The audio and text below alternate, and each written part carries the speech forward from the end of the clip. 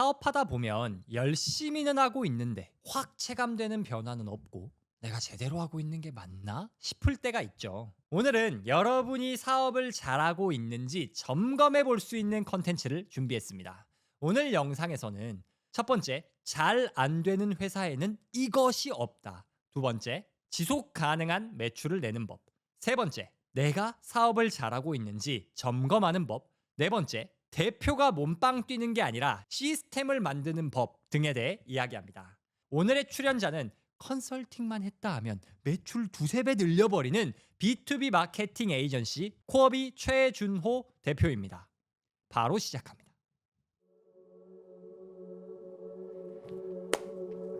최준호 대표님. 네. 대표님을 모르는 분들을 위해 어떤 일 하시는 분인지 설명 좀 부탁드립니다. 저보고 하시면 됩니다. 네. 저는 B2B 마케팅 에이전시 운영하고 있고요. 그러니까 마케팅 에이전시라고 하면은 그냥 막 이렇게 콘텐츠만 대행해주고 이렇게 생각을 하는데 그게 아니라 B2B 기업의 그 고객의 잠재 고객 리드가 들어오는 퍼널부터 그다음에 콘텐츠 마케팅까지 해가지고 그 길을 프로세스를 짜드린다고 보면 되고요. 거기에 이제 필요한 것들이 뭐 웹사이트라든지 그 웹사이트 안에서의 어떤 콘텐츠 운영 전략이라든지 그다음 콘텐츠를 실제로 어떻게 운영을 해야 되는 거에 대한 가이드뿐만 아니라 필요하시다면은 그 콘텐츠까지 직접 써드리는 일까지 도와드리고 있습니다. 그러면은 보통 컨설팅은 이렇게 알려만 주는 건데 그렇죠. 거기서 좀 더 나가서 부족한 부분이 있으면 실제로 만져주는 에이전시까지 같이 하는 분이다. 맞습니다. 그러니까 제품이 있으면은 이거를 어떻게 팔아야 될지 소개부터 해가지고 어떻게 제안을 해야 되고 어떻게 팔아야 되고 어떻게 뭔가 고객한테 전달되기까지 그냥 전체적인 걸 다 도와드린다고 보면 돼요. 근데 그게 있어요. 그 컨설팅 업이라는 것에 대해서 일부가 가지고 있는 부정적인 시각은 그쵸. 저거 입으로 떠드는 거 아니냐. 맞아요. 근데 사실은 이게 입으로 떠드는 게 아니라 실제로 해주는 게 가능한 맞아요. 능력 있는 사람들은 보통 좀 과거 경험, 관련된 경험이 많아서 노하우가 있단 말이에요. 맞아요. 그래서 제가 알기로도 대표님이 경험이 되게 많으신데 네. 지금까지 어떤 일을 해 오셨길래 지금 그 컨설팅을 해줄 수 있는 역량이 생겼나? 사실 역량까지 있다고 하기엔 저도 좀 조심스러운데요. 일단은 저는 이제 회사 생활을 B2B 관련된 회사 생활을 했고요. IT 회사에서의 B2B 영업을 했었고요. 실제로 젊은 나이에 운이 좋게도 그 러시아에 파견을 나가서 러시아 법인장을 하면서 B2B 영업이랑 B2B 관련된 그 회사를 법인을 이렇게 운영한 경험이 있고요. 그 이후에 이제 사업을 많이 했었는데 사실 많이 망하기도 했죠. 사업을 한 7번 정도 창업을 해가지고 한 4번 정도 망하고 지금 이제 사업을 하고 있는 이게 어떻게 보면 메인 사업으로 지금 진행을 하고 있고요. 그리고 가장 중요한 건 사실은 제 경험을 이제 여태까지 말씀드렸다면 경험보다도 중요한 건 성과인데요. 실제로 방금 말씀하신 것처럼 컨설팅만 하면은 사실은 효과 내기가 힘들어요. 왜냐면은 대표님들 각 개별적으로도 본인들이 본인 사업을 제일 잘 알아요. 물론 그런지 그렇죠. 외부에서 본 시장 다를 수도 있겠죠. 하지만 그 외부 사람들이 본다고 뭔가 엄청 획기적인 뭔가 나오긴 또 쉽지도 않을 수도 있어요.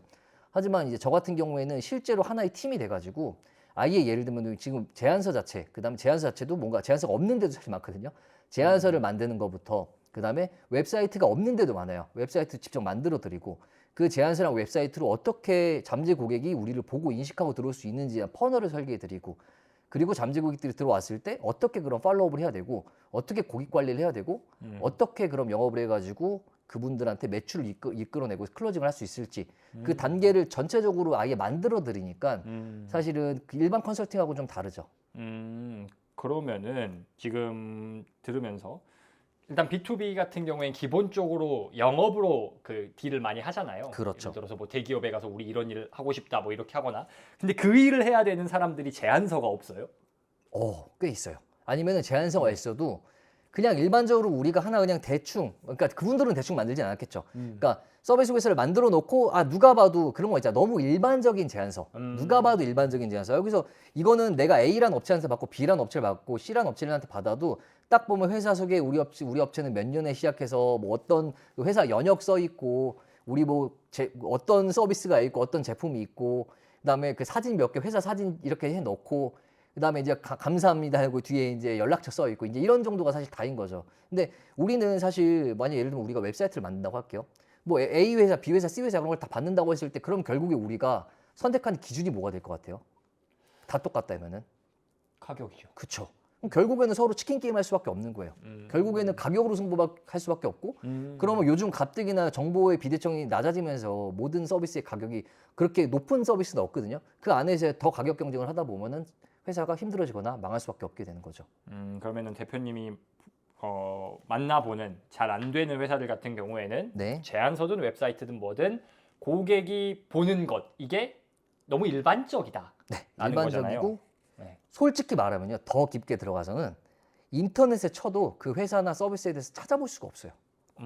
일단 그게 제일 큰 것 같아요.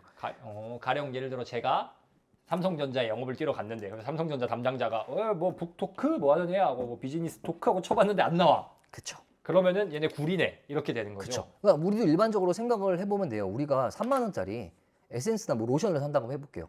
요즘에 다 인터넷으로 하나만 보고 사지 않잖아요. 단돈 3만 원인데도 그냥 구매하는 사람들 많지 않을 거예요. 내가 이거 피부에 써야 되고 내가 3만 원을 투자하는 거에 대해서 뭐 다른 로션, 다른 대안도 찾아보고 리뷰도 찾아보면서 유명한 데야, 좋은 데야 그 다음에 구매를 하는데 저 같은 경우에는 B2B라 그랬잖아요. 여기는 고관여잖아요. 제품 단가도 높고 심사숙고하는 기간도 길고 한 번의 선택이 이분들한테는 이제 다른 그 고객들한테는 리스크가 될 수도 있어요. 엄청나게 많은 정보를 찾아보게 되거든요. 그랬을 때 예를 들면은 그 뭐 저랑 같이 이제 하신 디블러 대표님을 얘기를 해볼게요. 브랜드 디자인 에이전시가 있는데 찾아봤는데 포트폴리오는 다 비슷해요. 만약에 그렇게 한다면은 인터넷에서 좀 더 유명하고 조금 더 나한테 자주 보이는 데를 찾게 될까요? 아니면은 아예 찾아봤는데 아무것도 없는 데를 보게 될까요? 뭐 압도적으로 싸거나 이러지 않다면 그렇죠. 그렇죠. 그리고 압도적으로 싸더라도 의심부터 해요, 요즘에. 그쵸, 왜 압도적으로 이렇게 싸지? 싼데 인터넷 찾을 수가 없어. 얘네 사기 아니야? 이렇게 돼버리는 거죠. 음. 그래서 저도 사실은 이것 때문에 사업을 많이 망했어요. 인터넷을 등한시하고 인터넷 덕분에 성공했던 사업도 있는 반면에 그 온라인에서의 어떤 그런 마케팅이라든가 노출을 아무것도 안 하다 보니까 아무도 몰라주는 사업으로 망해본 적도 있고요. 그래서 일단은 잘 안 되는 회사들은 온라인에서 절대 찾을 수가 없다.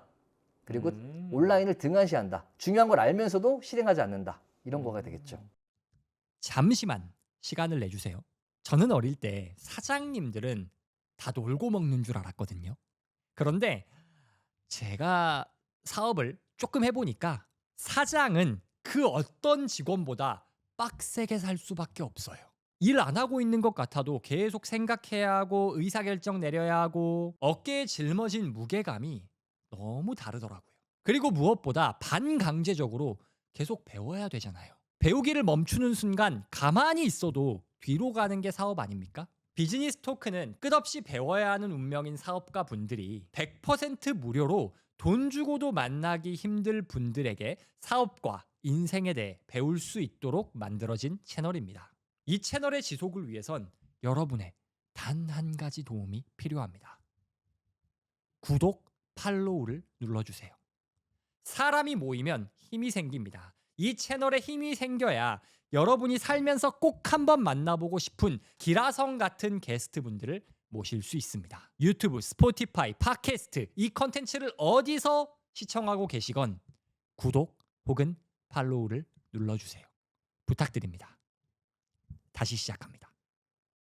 그러면 일단 문제점으로 지금 이야기하면서 나온 게 사실은 지금 내용이 B2B에만 해당되는 게 아니라 전체죠. 뭐든 팔려면 맞아요. 요새는 맞아요. 일단 첫 번째 검색하면 나와야 된다. 맞아요. 그리고 두 번째는 차별성이라고 봐야 될까요? 아까? 네. 그러니까 이게 저는 이제 미투 제한이라고 해요. 미투 제한, 미투 서비스. 나도 똑같고 너도 똑같다. 아까 제가 말씀드린 것처럼 A 업체, B 업체, C 업체 제한이랑 서비스 내용이 다 똑같아요. 우리가 또 웹사이트로 그럼 우리가 그러니까 지금 우리가 예를 들어서 만약에 대표님이 이제 펜션을 하나 만들려고 해요. 펜션을 지방에다 만들려고 하면 예약 사이트가 필요하죠. 그래서 웹사이트 에이전시를 찾아봐요. 인터넷에 이렇게 다 보는데 여기 웹사이트 A라는 웹사이트는 A라는 회사는 개발사는 다 한대요. 뭐 홈페이지 제작이 뭐 예를 들면은 프랜차이즈 홈페이지도 만들고 기업 홈페이지도 만들고 펜션도 만들고 쇼핑몰도 만들고 근데 B라는 업체는 펜션 외길로 펜션 예약 사이트만 한 200개 만든 데로 가지고 펜션 예약이라든가 예약 전문 호텔 예약 이런 것만 예약 전문 사이트예요. 그럼 대표님은 어떤 걸 선택하시겠어요? 두 번째로 하겠죠. 두 번째로 하겠죠. 가격이 같다면 아니면 좀 더 비싸더라도 B로 갈 거예요. 그렇죠. 이거는 제가 자주 듣는 예시인데 똑같은 게 뭐냐면은 우리가 김치찌개 먹고 싶으면 김치찌개 전문점을 가지 김밥 천국이랑 김치찌개 전문점이 있다면 김치찌개 전문점으로 가잖아요. 가격이 1,000원, 2,000원 비싸다 하더라도 그런 것처럼 그 분야 안에서의 조금 더 타겟을 좁히고 서비스를 좁히는 게 오히려 살아남는 지름길이 될 수도 있어요. 근데 이제 대부분의 오히려 이렇게 넓은 범위를 커버하려면 제 생각에는 기업의 규모가 오히려 크면 괜찮은데 대부분 이제 영세하거나 아니면은 규모가 작으신 분들이 혹시라도 1의 고객을 놓칠까봐 우리는 10을 할 수 있다고 얘기를 해요. 근데 그게 아니라 예를 들면 우리는 2와 3 정도만 하는데 이거에 전문화돼 있다고 하면 오히려 10의 고객이 2, 3 정도 서비스하는 데로 오게 되는 거죠. 그런 식으로 오히려 작은 기업일수록 조금 더 소규모 전문화된 걸로 해서 타겟팅을 하고 포지셔닝을 하는 게 사업을 잘하는 분들의 특징인 것 같아요. 그러면 아까 말씀해주신 뭐 미투 제한이 아니라 특별한 제한을 하려면 그렇죠. 일단 기본적으로 좁혀라. 그쵸. 좁혀야 한다. 그럼 조금 더 디테일하게 가보면 네. 검색했을 때 나와야 된다고 하셨잖아요. 그렇죠. 네, 영상을 보시는 사업하시는 분들이 내 걸 쳤는데 안 나오는 상태예요. 네. 어떻게 하면 나오게 할 수 있어요? 자, 여기 안에 모든 정보, 모든 아까 대화 속에 답이 있는데요. 첫 번째로 아까 제안서도 제대로 안 된 업체들이 많다 그랬잖아요. 그 홈페이지는 제대로 돼 있을까요? 안 돼 있어요. 없는 업체들 진짜 많아요. 근데 그걸 또 만들려면 어떻게 해야 될까요? 우리가 어떤 서비스를 제공하고 어떤 고객, 그러니까 먼저 고객 타겟부터 정해야겠죠. 우리가 어떤 서비스를 좁혀가지고 제안을 할 거고 이 서비스를 받는 타겟은 어떻게 될 거고 이 타겟들한테 그럼 어떤 제안을 할 건지가 나와야 되잖아요. 그래서 먼저 전략이 서야 되는 거예요. 근데 만약 우리가 단순하게 브랜드 디자인해 주겠다, 마케팅해 주겠다, 혹은 뭐 웹사이트를 만들어 주겠다, 이게 만약 국한된다면은 타겟이 없는 거예요. 그냥 우리 웹 개발합니다, 개발 잘합니다 해가지고 그냥 여태까지 했던 것만 쭈루루 포트폴리오가 있다면은 쭈루루 올리고 웹사이트를 만들면은 그 누구도 타깃이 되지 않는 거죠. 그러니까 화를 그냥 아무데나 쏘는 거예요. 그러면은 우리가 마케팅 전략을 어떻게 가져갈 수 있냐? 그냥 똑같이 예를 들면 키워드를 뭐 올린다, SEO를 한다라고 했을 때도 그냥 웹사이트 개발 이런 걸로 해서 콘텐츠 마케팅 백날 해봐야 엄청나게 많은 개발사 중에 하나가 되는 거죠. 근데 아까 얘기한 대로 뭐 펜션 웹사이트만 전문적으로 개발하는 개발사라고 할게요. 그럼 거기는 펜션 웹사이트에 대한 그런 예약 웹사이트, 호텔 웹사이트, 펜션 웹사이트, 뭐 아니면 풀빌라 웹사이트 이런 것만 키워드 잡아가지고 줄구장창 콘텐츠 마케팅하고 거기에 대한 전문화된 지식을 쓰고 그다음 실제로 호텔이나 펜션이나 이런 예약을 하는 그 사이트를 운영하시는 그 사업자들의 어떤 고충 같은 것도 콘텐츠로 정리해서 올리고 하면은 제가 만약에 펜션 웹사이트, 펜션을 운영한다. 근데 웹사이트가 필요하다고 하면은 저는 그냥 홈페이지 개발로 검색을 안 할 것 같거든요. 펜션 예약 사이트 개발사, 펜션 웹사이트 개발 업체 이런 식으로 개발할 거란 말이죠. 그래서 사실은 그 인터넷에 나를 노출한다는 그 첫 번째 개념은 그러니까 무작정 노출해봤자 어차피 요즘에는 너무나도 많은 경쟁사가 있어서 보이지가 않고요. 더 근본적으로 돌아가서 내가 어떤 서비스를 좁혀서 제공을 할 거고 누구한테 제공을 할 건가가 먼저 서야 될 것 같아요. 먼저 그럼 가정을 한번 해볼게요. 네. 제가 홍대에서 네. 카페를 합니다. 네. 홍대에서 카페를 하는데 지금 내 카페를 검색하면 네이버 지도에서밖에 안 나오고 네. 아무 데서도 안 나와요. 네. 이 경우에 홍대 카페는 B2B가 아니에요. 아 그러네. 본인의 전문이 아니네. 아, 오케이, 홍대 오케이. 카페는 네. 그러면 그리고, 이렇게 해보겠습니다. 네. 솔직히 홍대 카페 하지 마세요. 망해요. 네. 그렇죠. 쉽지 않죠. 오케이. 그러면 이건 너무 B2C다. 네. 그러면은 사실 B2B와 B2C를 딱 가릴 수 없지만 제가 네. 한번 예로 들어보겠습니다. 그러면 예를 들면은 그 뭐 네. 동영상 제작 뭐 하는 데라든지 아니면 인테리어 업체라든지. 인테리어 좋네요. 인테리어 한번 보겠습니다. 그 사무실 위치는 성수동이고요. 네. 성수동에 있고 이분이 인테리어 타겟으로 잡은 거는 이제 그 감성 성수동에 맞는 성수동 감성에 맞는 그런 업장들 인테리어를 전문적으로 하는 그 경우에요. 네. 자 그러면 이 경우에 노출을 시킨다. 아까 콘텐츠 마케팅이라고 해주셨는데 사실 그 단어 안에 네. 굉장히 많은 경로가 있잖아요. 그렇죠. 그럼 방금 그 경우면은 대표님은 어떻게 온라인에 노출을 시키실 건가요? 저는 사실 일단 전제부터가 그분이 이제 성수동에 맞는 감성에 맞는 어떤 매장 인테리어라고 했는데 네. 그게 그분이 정말 잘해서인지 아니면 본인이 성수에 있기 때문인지 이거에 대한 정의부터 하고 들어갈 것 같아요. 그래서 저는 PVP 지표라 그래가지고 제가 그러니까 책에서 이제 여러 번 공부를 해가지고 만들어 놓은 그게 있는데요. 이게 뭐냐면은 첫 번째로 점수를 매겨요. 내가 할 수 있는 서비스 목록을 먼저 리스트업을 한 다음에 거기에 개인적 성취감, 개인적 성취감. 네. 개인적 성취감, 그 다음에 고객이 느끼는 만족도, 그 프로젝트 완료했을 때, 그 마지막으로 수익성, 이 3단계의 지표를 걸어 놓고요. 그 밑으로 이제 서비스가 있을 거잖아요. 이렇게 보실 때 거기에 10점 만점으로 해가지고 본인이 점수 하나씩 매겨보는 거예요. 자, 그러면은 인테리어라고 하면은 이분이 네. 할 수 있는 게 사실 사무실 인테리어만 하는 게 아니니까. 오피스 인테리어, 그렇죠. 매장 인테리어, 네. 집 개인 가정집 네. 인테리어, 호텔 인테리어, 뭐 숙박업소 등등 엄청나게 많겠죠. 뭐 아니면 좀 더 좁히자면 뭐 카페 인테리어 뭐 이런 식으로 해가지고 그럼 이렇게 서비스를 이렇게 정해보는 거죠. 뭐 예를 들면 그분이 하셨던 거 잘하는 거 이런 거 막론하지 말고 본인이 할 수 있는 모든 서비스를 적어놓고 그 제가 얘기했던 개인적 성취감 그 다음에 고객들이 느끼는 만족도. 왜냐면 본인들이 이제 고객이 만족도를 봤을 거 아니에요. 그리고 마지막으로 그 돈이 얼마나 남는지까지 해가지고 그 세 가지 점수를 취합해보면요. 뭐 각각 써보고 하나당 10점 만점. 네, 뭐 10점 이렇게 만점으로. 해서. 네, 각 지표당 10점 만점으로.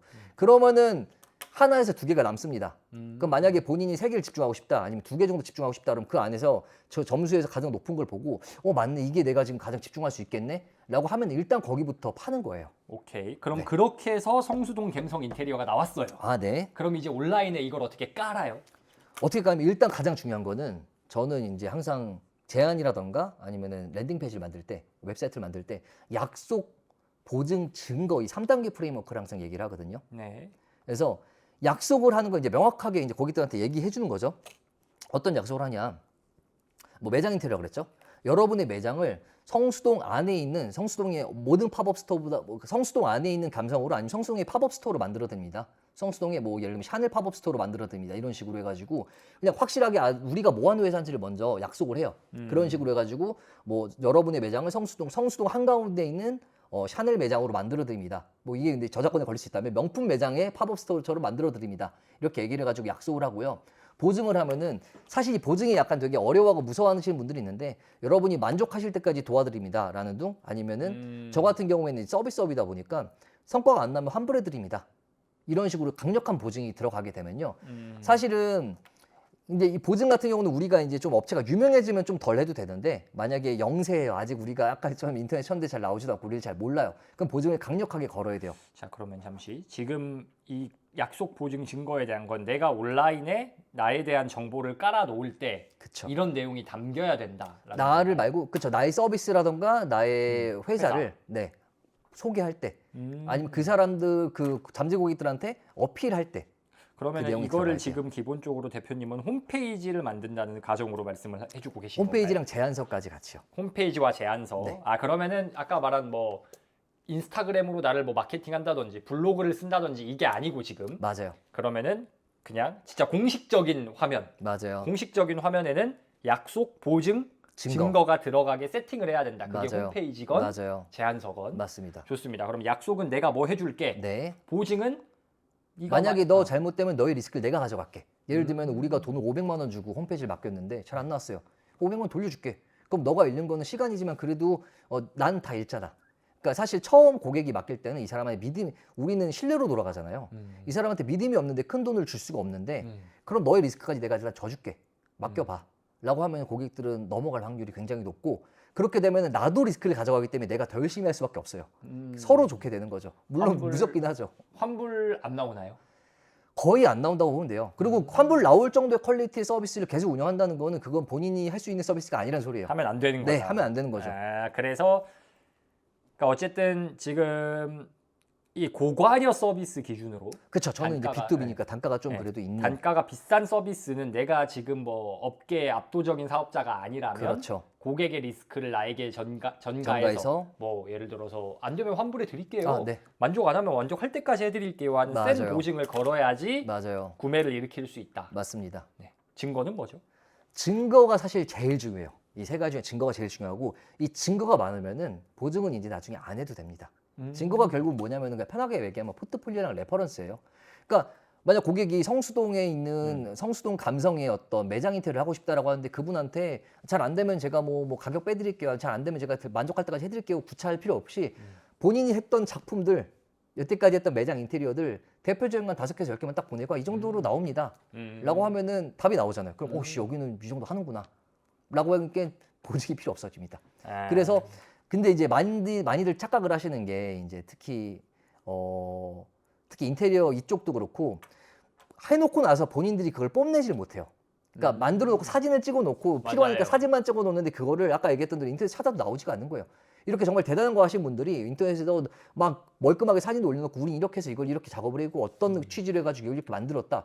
이런 글 하나만 홈페이지에 박아두고 제안서에 넣어둬도 보는 사람들이 아 여기 이렇게구나 아는데 사람들이 대부분 그걸 등한시해요. 우리 이거 했어요 정도만 본인들이 알고 있고 영업할 때만 얘기하는데 그 전에 사람들은 모른다는 거죠. 그러면은 그 증거를 쌓아 놓는 게 홈페이지나 제안서나 제안서에도 들어가야 될 거고 콘텐츠 마케팅을 할 그렇죠. 때도 그게 들어가야 콘텐츠 되는 거죠. 마케팅이네. 맞습니다. 이거 사실 B2C에도 적용되는 이야기거든요. 맞아요. 왜냐면은 그 제가 이거 힘을 제일 많이 느낀 게 청소나 줄눈 아 그쵸. 이런 그쵸, 거 하시는 그쵸. 분들 이거 기가 막히게 하세요. 블로그에 그 작업 현장 무슨 아파트 뭐 하고 맞아요. 다 들어가 있어. 맞아요. 근데 그게 없으면 또 구매하기가 맞아요. 힘든데 그럼 어쨌든 정리하면은 인터넷에 내가 나오게 하려면 단계가 일단 첫 번째 그 내가 뭘 할 거냐 그쵸. 이거를 명확하게 정하는데 그걸 정할 때는 내가 할 수 있는 서비스 제공할 수 있는 거 따다다다다다 적어보고 그쵸. 그거 옆에 개인적 성취, 고객 만족도, 수익성 10점 만점 평가해서 이 그쵸. 중에 내가 제일 잘할 수 있는 차별적인 건 이거다 그쵸. 라고 한 다음 그럼 거기에서 내가 뭘 해줄게라는 약속 보증 증거를 담은 웹사이트, 홈페이지, 제안서를 네, 그쵸. 만들고 그럼 콘텐츠 마케팅의 영역으로 오면 증거만 계속 올리면 되나요? 아니죠. 그러니까 사실 그 이따가도 말씀을 드리려고 했는데 이 제안서라든지 홈페이지 이런 것들은 하나의 영업이랑 마케팅의 도구예요. 필수적인 도구라고 생각하면 돼요. 우리가 사냥을 할 때도 하다못해 총이 없는 시기에는 활이라도 만들고 도끼라도 만들었잖아요. 맨손으로 가보면 효율이 너무 떨어지고 가끔 가다가 역으로 사냥을 당하잖아요. 그런 것처럼 지금 제가 말씀드린 것들은 기본적인 하나의 그 영업과 마케팅 도구라고 보면 되고요. 이제부터 우리는 활을 만들어서 쏠 겁니다. 그 활이 이제 어떻게 보면 콘텐츠 마케팅의 콘텐츠 하나하나가 될 수가 있는 거고 유료 광고가 될 수도 있는 거죠. 거기서 이제 보여주는 것들은 우리가 전문가의 포지셔닝을 잡아야 돼요. 요즘에는 그냥 우리가 이거 할 수 있는 데다라고 보여주면은 사람들은 그걸 믿지 않아요.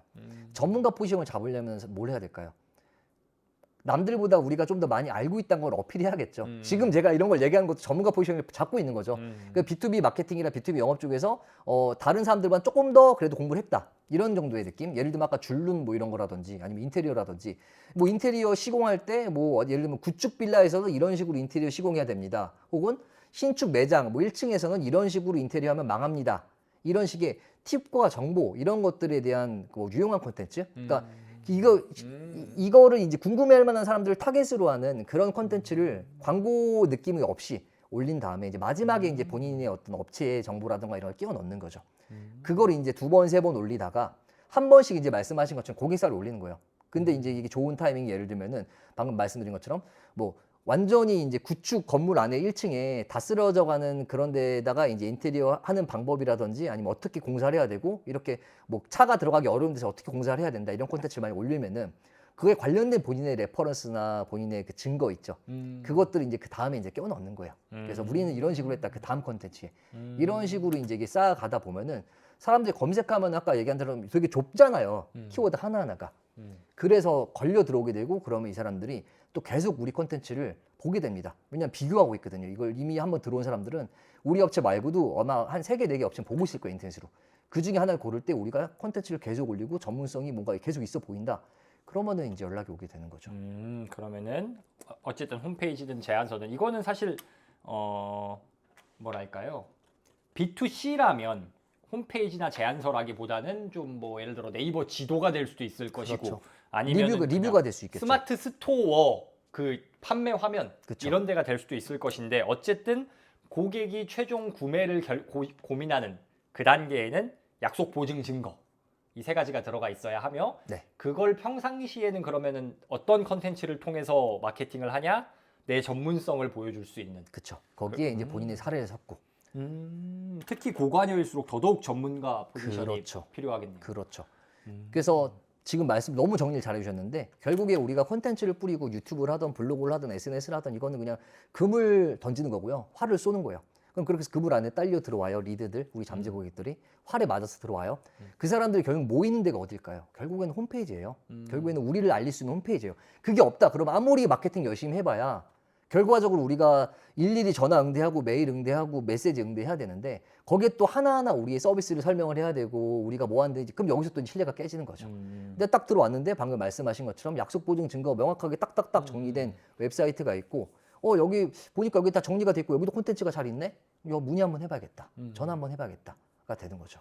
이게 진짜 그냥 사실 다 적용되는 게 맞아요. 온라인에서 손목 보호대만 산다고 해도 제가 손목 보호대 오늘 배송을 받았는데 네네네. 손목 보호대만 산다 해도 방금 대표님이 말씀해 주신 홈페이지가 사실은 상세 페이지. 맞아요. 그래서 정확해요. 거기에 네. 손목 뭐 예를 들어 땀 안 찹니다. 확 잡아드립니다. 이게 약속이고 맞아요. 보증 풀먼저금은 환불해줄게. 맞아요. 증거 고객 리뷰. 리뷰죠. 정확합니다. 이게 필요하다. 약속 보증 증거가 필요하다. 네. 지금 굉장히 그 멋있게 그 비즈니스에 필요한 인사이트들을 이렇게 풀어주고 계신데 사실은 아까 대표님 말씀처럼 7개 중에 4개가 망한 이 경험에서 또 이 뼈아픈 교훈일 거 아니에요. 그렇죠. 이게. 그렇죠. 그 망했던 이야기 좀 해주세요. 망했던 이야기 하면 또 제가 좀 너무 슬픈데. 근데 사실 이제 망했던 것들이 저는 이제 이런 부분도 이런 노출이 안 됐던 부분도 있는데 그것보다는 저는 B2B만 해서 했던 건 아니고요. 제가 이제 러시아 법인장 일을 했다 그랬잖아요. 그래서 돌아오고 나서 첫 번째로 사업했던 게 러시아 블라디보스톡 한때 엄청 많이 갔거든요. 그 코로나 이전에. 그때 블라디보스톡에서 관광객들을 대상으로 킹크랩이랑 곰새우랑 이런 것들 팔았어요. 배달을 했죠. 러시아에서. 네, 러시아 현지 블라디보스톡에서. 거기서 배달을 한다는 게 그럼 근데 그 사람들이 거기서 한국인한테 배달을 시켜요? 네. 러시아 업체들이 잘하는 데 많이 있지 않아요? 러시아 업체들 연락이 안 되죠. 제가 말씀드렸죠. 인터넷에서 찾아봐도 나오지가 않는다. 이게 가장 큰 문제라고 했잖아요. 한국인 관광객들은 러시아어를 할 줄 몰라요. 러시아인들은 한국어를 할 줄 몰라요. 그러면은 우리가 할 수 있는 거는 그 러시아의 해산물 시장이 있어요. 그러니까 이것도 정보 비대칭으로 사업을 한 거죠. 왜냐하면은 러시아의 레스토랑 문화는 한국이랑 크게 다르지 않아서 비싸요. 킹크랩 먹으러 왔을 때 한국이랑 비슷한 가격이에요. 원산지인데. 네. 거의 비슷해요. 물론 좀 더 싱싱하죠. 그거의 차이는 있겠죠. 거기에 또 현지에서의 맛이 있죠. 하지만 이제 시장, 그 수산시장에서 떼오는 가격은 거의 뭐 4분의 1, 뭐 5분의 1 이러니까 그러면 엄청난 마진을 남길 수 있는 사업이잖아요. 한국인들 입장에서는 조금만 우리가 마진을 20-30% 붙여 판다 하더라도 한국 입장에서는 너무나도 싼 거고요. 거기 싱싱한 거고. 그래서 현지에 있는 수산물 시장, 러시아인이죠. 저는 이제 언어가 되니까 저희 같이 일하는 또 동업하시는 분이 계셨어요. 같이 해가지고 한국분이요. 그래서 거기랑 컨택해서 그분이 이제 현지의 를 맡아주시고 제가 이제 온라인이라던가 이런 데 이제 주문받고 하는 시스템을 맡고 해가지고 한국 관광객들이 이제 저희한테 연락을 할 수 있게끔 만든 퍼널은 뭐였냐면은 제가 러시아를 사랑하는 사람들의 모임이라는 네이버 카페를 한 10년 정도 운영을 했어요. 회원수가 가장 많았어요. 러시아 관련해서. 그래서 그 퍼널로 인터넷에서 그러니까 저는 알게 된 거죠. 인터넷에 공개가 된 거죠. 저에 대해서. 그 퍼널로 러시아 관광객들이 들어오고 나서 여기에 우리가 해산물 배달 서비스를 합니다. 그래서 그분들이 들어와서 주문을 하면 제가 주문서를 러시아로 보내고 러시아에 있는 러시아인 기사들이 주소지로 이제 해산물을 배달했던 거죠. 그러면 그 고객들은 주문을 뭘로 넣어요? 웹사이트에서 결제하기가 있어요? 카카오톡 채널로 넣었고요. 웹사이트에서는 이제 그때는 이제 지금처럼 막 결제를 붙이기가 쉽진 않은 때라서 현금으로 받고 그다음에 이렇게 카카오톡 채널로 해가지고 그 현지에서 현금으로 결제하게끔 했었어요. 그러면은 카카오톡으로 저 이거 예를 들어서 수기로 받았죠. 블라디보스토크 가신 분이 예를 들어 저 A 호텔에 있는데 저희 메토로 킹크랩 2마리 배송해 주세요. 라고 하면은 그쵸. 결제를 그때 어떻게 받는 거죠? 현지에서 그냥 현지 루블 결제로 한 거고 루블 그거를 저희가 이제 신청서 그때도 구글 폼은 있었거든요. 구글 폼으로 받아서 취합해서 기사님들한테 넘겨주면 기사님들이 동선에 맞춰가지고 가서 현지 루블 결제 받고. 그러면은 그거 킹크랩 삶는 거는 시장 상인들이 해주고. 그게 이제 그 선동이라 그래가지고 그 배 위에서 삶는 기술이 있어요. 배 위에서요? 네. 배 위에서 잡자마자 그래야 살이 꽉 차 있어요. 와. 왜냐면은 킹크랩은 잡아서 끌어올리는 순간부터 살이 빠져요. 그래서 그래요? 왜냐면 먹이가 없잖아요. 그래 살이 빠져. 그래서 올라오자마자 살이 가장 탱탱할 때 배 위에서 그 선동하는 기술이 있는데 그걸 배 위에서 이제 삶고 냉동을 시켜요. 그게 이제 하나의 그 맛있게 먹는 기술인데 그런 것들이 이제 저희가 냉동 킹크랩에 어떻게 보면 그렇게 선동하면 냉동 킹크랩에 가서 뜨거운 물에만 부어서 먹으면 이제 킹크랩 살이 그냥 아주 오동통통하면서 그러면은 그냥 그 킹크랩만 갖다 주면 고객들이 뜨거운 물 부어서 먹은 거예요? 그리고 이제 한국 갈 때 이제 선물을 친구들한테 선물하는 것도 선물로 팔고 이래서 이제 굉장히 매출이 괜찮았죠. 와, 근데 진짜 배달도 사실 기사들이 하는 거고. 그렇죠. 오, 되게 좋은데 이걸로 먹는 것도 고객님들이 뜨거운 물 부어서 먹고 그리고 이제 그것들이 이제 인증샷 하나 보내주면 이제 막 이렇게 본인들이 왜냐 킹크랩 너무 크니까 그쵸. 찍고 한국에서 싶지. 그걸 찍어가지고 너무 예쁘게 나오잖아요. 그래서 막 인스타 올려가지고 저희 계속 태고 걸고 하면 저희 엄청나게 거기 쿠키가 많이 쌓였죠. 증거를 자동으로 만들어줬죠. 그러다가 야, 근데 중요한 거. 네. 얼마 버셨어요? 아 그건 비밀입니다. 비밀이에요? 많이 벌었다? 왜냐하면은 네. 사실은 이제 한국 돈으로 벌었다면 러시아에서 벌었었고 네. 그 돈으로 저희가 그 러시아 센터 부분에 그 동업하시는 분이랑 같이 그 기념품 샵을 만들었어요. 그 기념품 샵에서 같이 킹크랩 재투자를 바로 해버렸어요. 예, 그 기념품 샵이 너무 또 잘 됐어요. 하자마자 그냥 너무 비수기인데도 그냥 매출이 무조건 억대 이상 찍혔고 거기에서 이제 킹크랩도 같이 팔았고요. 근데 그러자마자 거기 이제 당연히 직원들도 고용을 많이 했고 저기 뭐 월세 뭐 임대하고 이러니까 이제 재투자로 들어갔죠 당연히. 네. 근데 그러자마자 코로나가 터져가지고 하루 아침에 몇 개월 동안 그러니까 몇 개월 동안 거기에 돈만 계속 쓰게 되고 아하. 크게 건진 게 없게 됐죠. 아하. 그러니까 되게 대박의 냄새를 맡고 그렇죠. 나도 드디어 인스타에 포르쉐 딱 이런 건가? 아 진짜로 제가 그때 고민했던 게 지금 제가 다니고 다니는 차가 있는데 그때쯤 산 거거든요. 네. 그때 제가 이제 무리해서 포르쉐에 갈까? 아니면 그냥 좀 약간 점잖게 벤츠로 갈까? 하다가 더 밑으로 내려갔거든요. 사람이 어떻게 될지 모르나 현금으로 살 수 있는 차를 사다 해가지고 지금 차는 현금으로 그냥 그때 현금으로 산 거거든요. 너무 잘했다는 생각이 들었죠. 그때 만약에 무리해서 뭐 월에 뭐 200 써도 돼 이랬으면 그러면은 월에 200 뭐 그랬으면은 지금 저 이 채널이 있는 게 아니라 한강물에서 봤을 한강물 요즘 많이 따뜻해졌나요? 네. 아이고. 네. 자, 아무튼 그래서 그럼 결론적으로는 잘 되다가 전 세계적 재앙으로 인해서 이걸 하나 네. 망했고. 그리고 또 이제 그렇게 해가지고 잘 되니까 준비했던 게 러시아 상국으로 킹크랩이랑 수입해가지고 판매하는 거였어요. 이제 그러다가 그것도 이제 사실은 그쵸. 엄청 잘 됐다기보다 그냥 평타 정도 유지하다가 또 러시아 전쟁 났잖아요. 그래서 코로나 전쟁으로 이중구를 맞고요. 하긴 코로나만 있었으면 수입은 됐는데. 그럼요. 코로나만 있으면 그 수입 뭐 사실 수입은 계속 됐는데 문제는 이제 전쟁 뭐 이런 거까지 하니까 너무 불확실성이 심해지고 지금 제가 러시아에 사업체가 하나 있어요. 러시아에 법인을 하나 만들어 놓고 직원분도 계신데 러시아의 상국으로 지금 돈을 못 쓰고 있어요. 스위프트 이거 막혀가지고. 네. 그래서 돈을 지금 못 쓰고 뭐 우회해서는 가능한데 네. 아무튼 그렇습니다. 쉽지가 않습니다. 그래서 일단은 네. 그렇게 해서 뭐 2번 정도 뭐 망하고 그 전에 네. 대학생 때도 뭐 사업을 깨작깨작 뭐 유학원, 통번역원 그다음에 러시아어 가능하신 분들 모아다 인터넷 강의 찍어서 팔았거든요. 그것도 망하고 대학교 27살 때 했던 데. 오케이. 망한 경험이 많다. 그러면 지금 하고 계신 거 왜 그때 그 삼겹살집도 하지 않으세요? 삼겹살 양양에 네. 양양에 그 방금 말씀드렸던 그 배달 사업 같이 하시던 분이랑 양양에서 그분이 지금 양양에서 어떻게 보면 메인으로 사장으로 하고 계시고 그것도 잘 되고 있죠. 그거 괜찮은데 문제는 양양이 너무 성수기 많다요. 네. 또 여러분들 조심하세요. 그 성수기 비수기가 극명한 사업은 성수기 때 내가 비수기만에 한 2배에서 4배 이상 벌지 못한다. 2배도 아니야. 4배 이상 벌지 못한다면 항상 신중하셔야 됩니다.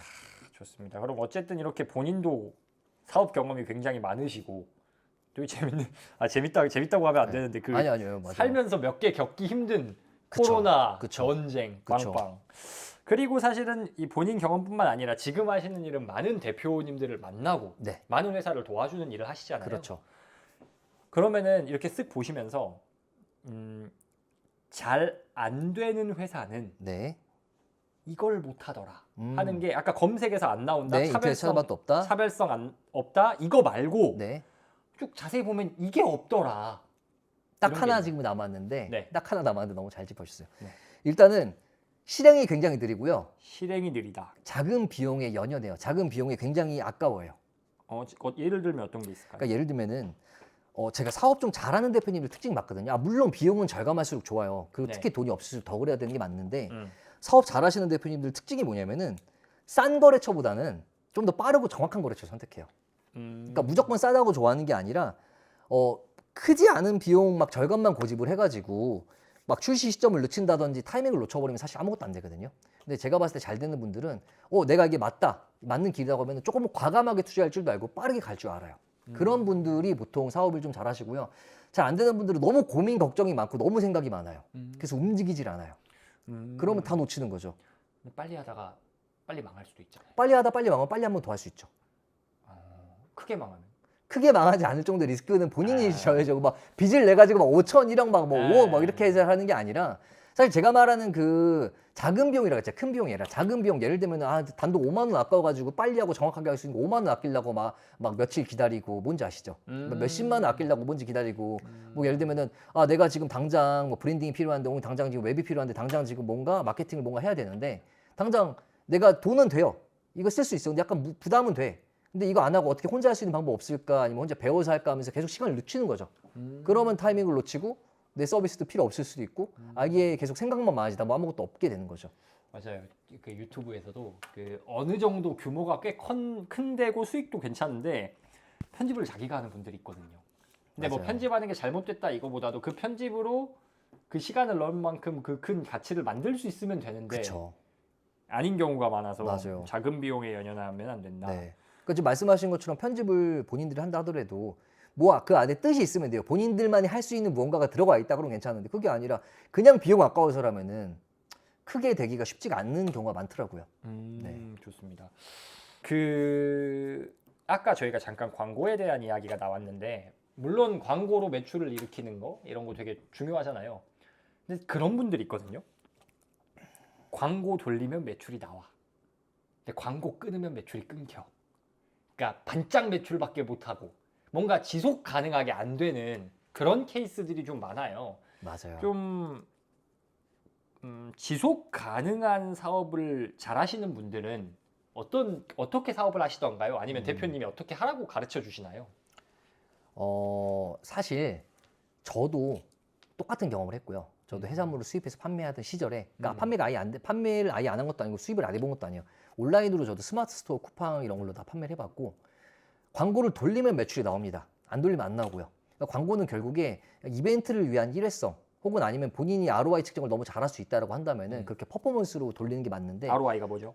그 리턴 온 인베스트먼트 맞나? 네. 투자 대비 수익. 투자 대비 네. 수익, 네. 투자 대비 수익 맞고 이거를 잘 하시는 분들은 잘 하시는데 사실 이것도 한계가 있거든요. 영원한 건 절대 없으니까요. 한계가 있는데 이거를 탈피할 수 있는 방법은 저는 계속 그래서 콘텐츠 마케팅 아까도 말씀드렸지만 콘텐츠를 쌓으라고 말씀드려요. 그게만 잘 되면 아웃풋은 분명히 나와요. 근데 이거는 매번 할 수는 없는 거예요. 우리가 대기업이면 가능하겠죠. 근데 대기업들도 요즘 광고비 줄이잖아요. 네, 콘텐츠를 쌓고 전문가 포지셔닝을 하고 인터넷에 검색할 때 결국 쌓인 콘텐츠들이 검색하면 계속 나오게 되잖아요. 내가 어떤 거든 100개 쌓으면 1개는 나오게 되잖아요. 그게 쌓이게 되면은 이 사람들의 그 자원이 계속 차곡차곡 쌓이는 거거든요. 그게 계속 순환을 발생시켜요. 그래서 특히 B2B 같은 경우에는 대담만 했더니 회사가 살아났습니다라는 책이 있어요. 제가 굉장히 또 좋아하는 콘텐츠 마케팅에 관련된 책인데 노란색 페이지 되게 있거든요.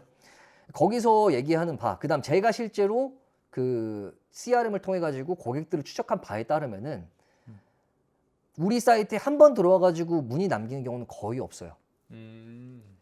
블로그라던가 SNS를 보고 나서 우리 웹사이트에 들어와요. 그럼 거기서 사람들이 우리 웹사이트 보고 아까 얘기했던 약속 보증 증거하면은 문의 남길 것 같죠? 안 남겨요. 약속 보증 증거 보고 나서 다른 업체 또 갔다 들어와서 우리 업체 생각나면 또 들어와요. 그 나갔다가 할까 말까 또 들어와요. 왜냐하면 가격대가 고가녀잖아요. 몇백만 원, 몇천만 원이잖아요. 그러고 나서 콘텐츠를 읽어봐요. 특히 뭘 보냐면 포트폴리오나 사례를 봐요. 증거를 봐요. 쭈루루 보고 쭈루루 보고 쭈루루 보다가 평균적으로 한 30페이지에서 50페이지 정도 조회했던 사람들의 그런 사람들이 문의를 해가지고 계약을 할 확률이 한 90% 이상으로 높아요. 바꿔 말하면은 좀 고관여 서비스, 고단가 서비스인 경우에는 한 30페이지 네. 본 분량으로 따지면 30페이지 보고야 계약을 그쵸. 하더라. 30번 이제 클릭을 하는 거죠. 여기저기 돌아다니면서 블로그 글도 보고 홈페이지 내에 있는 포트폴리오도 보고 그게 이제 추적이 되는 툴이 있거든요. 허브스팟이라고 해가지고 아마 유명해서 알 거예요. 세일즈포스 허브스팟 들어보셨나요 혹시? 세일즈포스는 들어봤어요. 주식 사봐가지고. 세일즈포스가 어떻게 보면 전통 CRM이라고 하면은 허브스팟이 인바운드 마케팅의 시초가 되는 CRM이거든요. 그걸 이제 홈페이지에 심어놓으면은 고객이 들어오잖아요. 문의를 남기잖아요. 그럼 그 고객이 뭘 했는지가 다 추적이 돼요. 어떤 페이지에 들어갔고 몇 번 들어왔고 뭘 최종적으로 눌렀고. 뭘 눌렀고 최종적으로 들어온 내가 몇 시 몇 분이고 이 사람이 어느 패스를 따라가지고 여기까지 왔는지가 다 나오거든요. 뭐 유튜브 영상을 통해 왔나 아니면은 뭐 구글 서칭을 해서 왔나. 네, 그거는 사실은 이제 말씀하신 것처럼 그런 것들은 이제 GA, 그러니까 구글 애널리틱스에서도 나오고 추적할 수 있는데 문제는 우리 웹사이트 안에서의 활동들 있죠. 그런 명확한 활동들을 다 볼 수가 있어요. 그래서 그것들을 제가 지금 추적을 해서 보고 있으면은 지금 말씀드린 것처럼 30페이지? 못해도 한 10페이지 이상 본 분들은 일단 문의까지 오고 문의 오고 나서 온도가 뜨겁고요. 바꿔 말하면 그만큼 볼 컨텐츠가 없으면 못 사겠네요. 그거는 뭐 모르죠. 사람 마음이니까 없더라도 뭐 약속 보증 증거라던가 음. 외부에 쌓아놓은 콘텐츠가 많고 이분에 대한 신뢰도가 있고 혹은 뭐 이 서비스가 독보적이다. 아니면 그냥 한번 일단 견적이라도 물어보자면 물어볼 수 있겠죠. 하지만 그 뜨거움에 고객이 나한테 관심을 가진 뜨거움의 정도는 좀 다를 수도 있겠죠. 그럼 어쨌든 그 지속 가능한 사업을 위해선 콘텐츠를 계속 네. 쌓아야 된다. 콘텐츠를 계속 쌓아야 된다. 그럼 그 쌓인 콘텐츠를 통해서 나한테 들어온 사람들이 내 거를 보고 옛날 콘텐츠도 보고 다시 약속 보증 증거 그렇죠. 다시 봤다가 또 나갔다가 다시 봤다가 하면서 한 30페이지 보면은 클로징 확률이 그때서야 굉장히 높아지는데 이게 지금 머리로 이해 안 가면은 제가 딱 하나 단편적으로 얘기를 할게요. 예를 들면은 대표님도 그렇고 여기 보시는 시청자님들, 구독자님들도 그렇고 뭐 예를 들면 물건 사시거나 아니면은 뭐 예를 들면 그래요. 아까 뭐 인테리어라고 했죠. 이런 거 할 때 우리 하나만 보고 연락하나요? 아니죠. 한 업체만 한 업체만 보고 연락하는 경우 거의 없죠. 물론 그쵸. 그 귀찮은 분은 그런 분도 있는데 한 업체만 찾는다 하더라도 결국에 인터넷에 걸리고 뭔가 볼 게 많은 업체들한테 연락을 하는 게 일반적이죠. 요즘 고객들은 인터넷으로 이미 80% 정도 이 고객이라던가 이 서비스라던가 이 회사에 대해서 알아보고 나서 확신을 가진 다음에 연락을 해요. 옛날에는 그냥 먼저 전화해보고 물어보고 나서 다른 데 전화했다면 요즘엔 그게 아니에요. 그 전화도 시간 아깝고 귀찮거든요. 그리고 괜히 나한테 영업할 것 같고 불편하잖아요. 요즘에는 인터넷으로 이미 다 보고 나서 난 여기서 이미 결정을 한 80% 너네랑 할 거야. 나머지 20%는 너네 좀 대응 잘하는지 뭐 가격은 괜찮은지 뭐 통화해보니까 좀 똘똘한지 이런 거 보려고 확인하려고 전화하는 거지 이미 연락할 때 마음은 많이 정해져 있는 거예요 사실은. 이미 봤기 때문에. 그렇죠. 근데 그러면 아직 콘텐츠가 많이 안 쌓인 분 그리고 증거가 많이 없어요 아직 사업을 시작한 지 얼마 안 됐든 아니면 뭐 제품을 신규 런칭해서 증거가 많이 없어요. 네. 이걸 사면은 굉장히 좋은 결과가 있을 거라는 보여줄 게 없어. 네. 그럼 어떻게 그 증거를 만들죠? 일단은 첫 번째로는 어떻게든 간에 본인이 서비스나 제품이 있다는 거잖아요. 사업을 시작한다는 거는. 그러면은 가장 고정적이고 저도 그렇게 시작을 했고 보통 대부분의 사람들이 그렇게 하는데 지인 영업부터 하세요. 가장 저렴하게 혹은 아니면 무료로라도 지인 영업부터 해가지고 증거를 만드세요. 최소 2개, 3개 이상은요. 가까운 사람한테 야 내가 그냥 원래 100만 원 받는 거 그쵸. 10만 원만 줘. 그쵸. 아니면 그것도 싫다 그러면은 내가 이거 만약에 뭐 예를 들면 뭘로 할까요? 웹사이트라고 할게요. 웹사이트 만들어 줄 테니까 10만 원, 원래 이거 200만 원짜리인데 뭐 10만 원만 줘, 20만 원만 줘 이렇게 해도 되고요. 아니면은 그냥 내가 만들어 줄게가 해도 되고 아니면 여기서 만약 웹사이트로 인해 가지고 주문이 들어오면은 막 6개월치만 50% 정도 뭐 떼줘 아니면 10%만 떼줘 해가지고 뭐 퍼센테이지를 좀 공유받아도 되겠죠. 그런 식으로 해가지고 처음부터 돈을 많이 첫 술에 배부를 수 없잖아요. 처음부터 돈을 많이 벌 생각보다는 증거를 만들자에 치중을 한다면은 사실은 고객을 안 만들 수가 없어요. 그거 도와주겠다는데 누가 싫어해요. 그렇게 해가지고 증거를 3개, 4개 정도 만들어 놓고 보증을 강하게 해요. 증거가 일단 한 몇 개 있잖아요. 네. 그 상태에서 아까 얘기한 대로 만약에 내가 왜 만들었는데 마음에 안 들면 100% 환불해 주겠다. 근데 그 와중에도 그분은 또 얻어가는 게 있잖아요.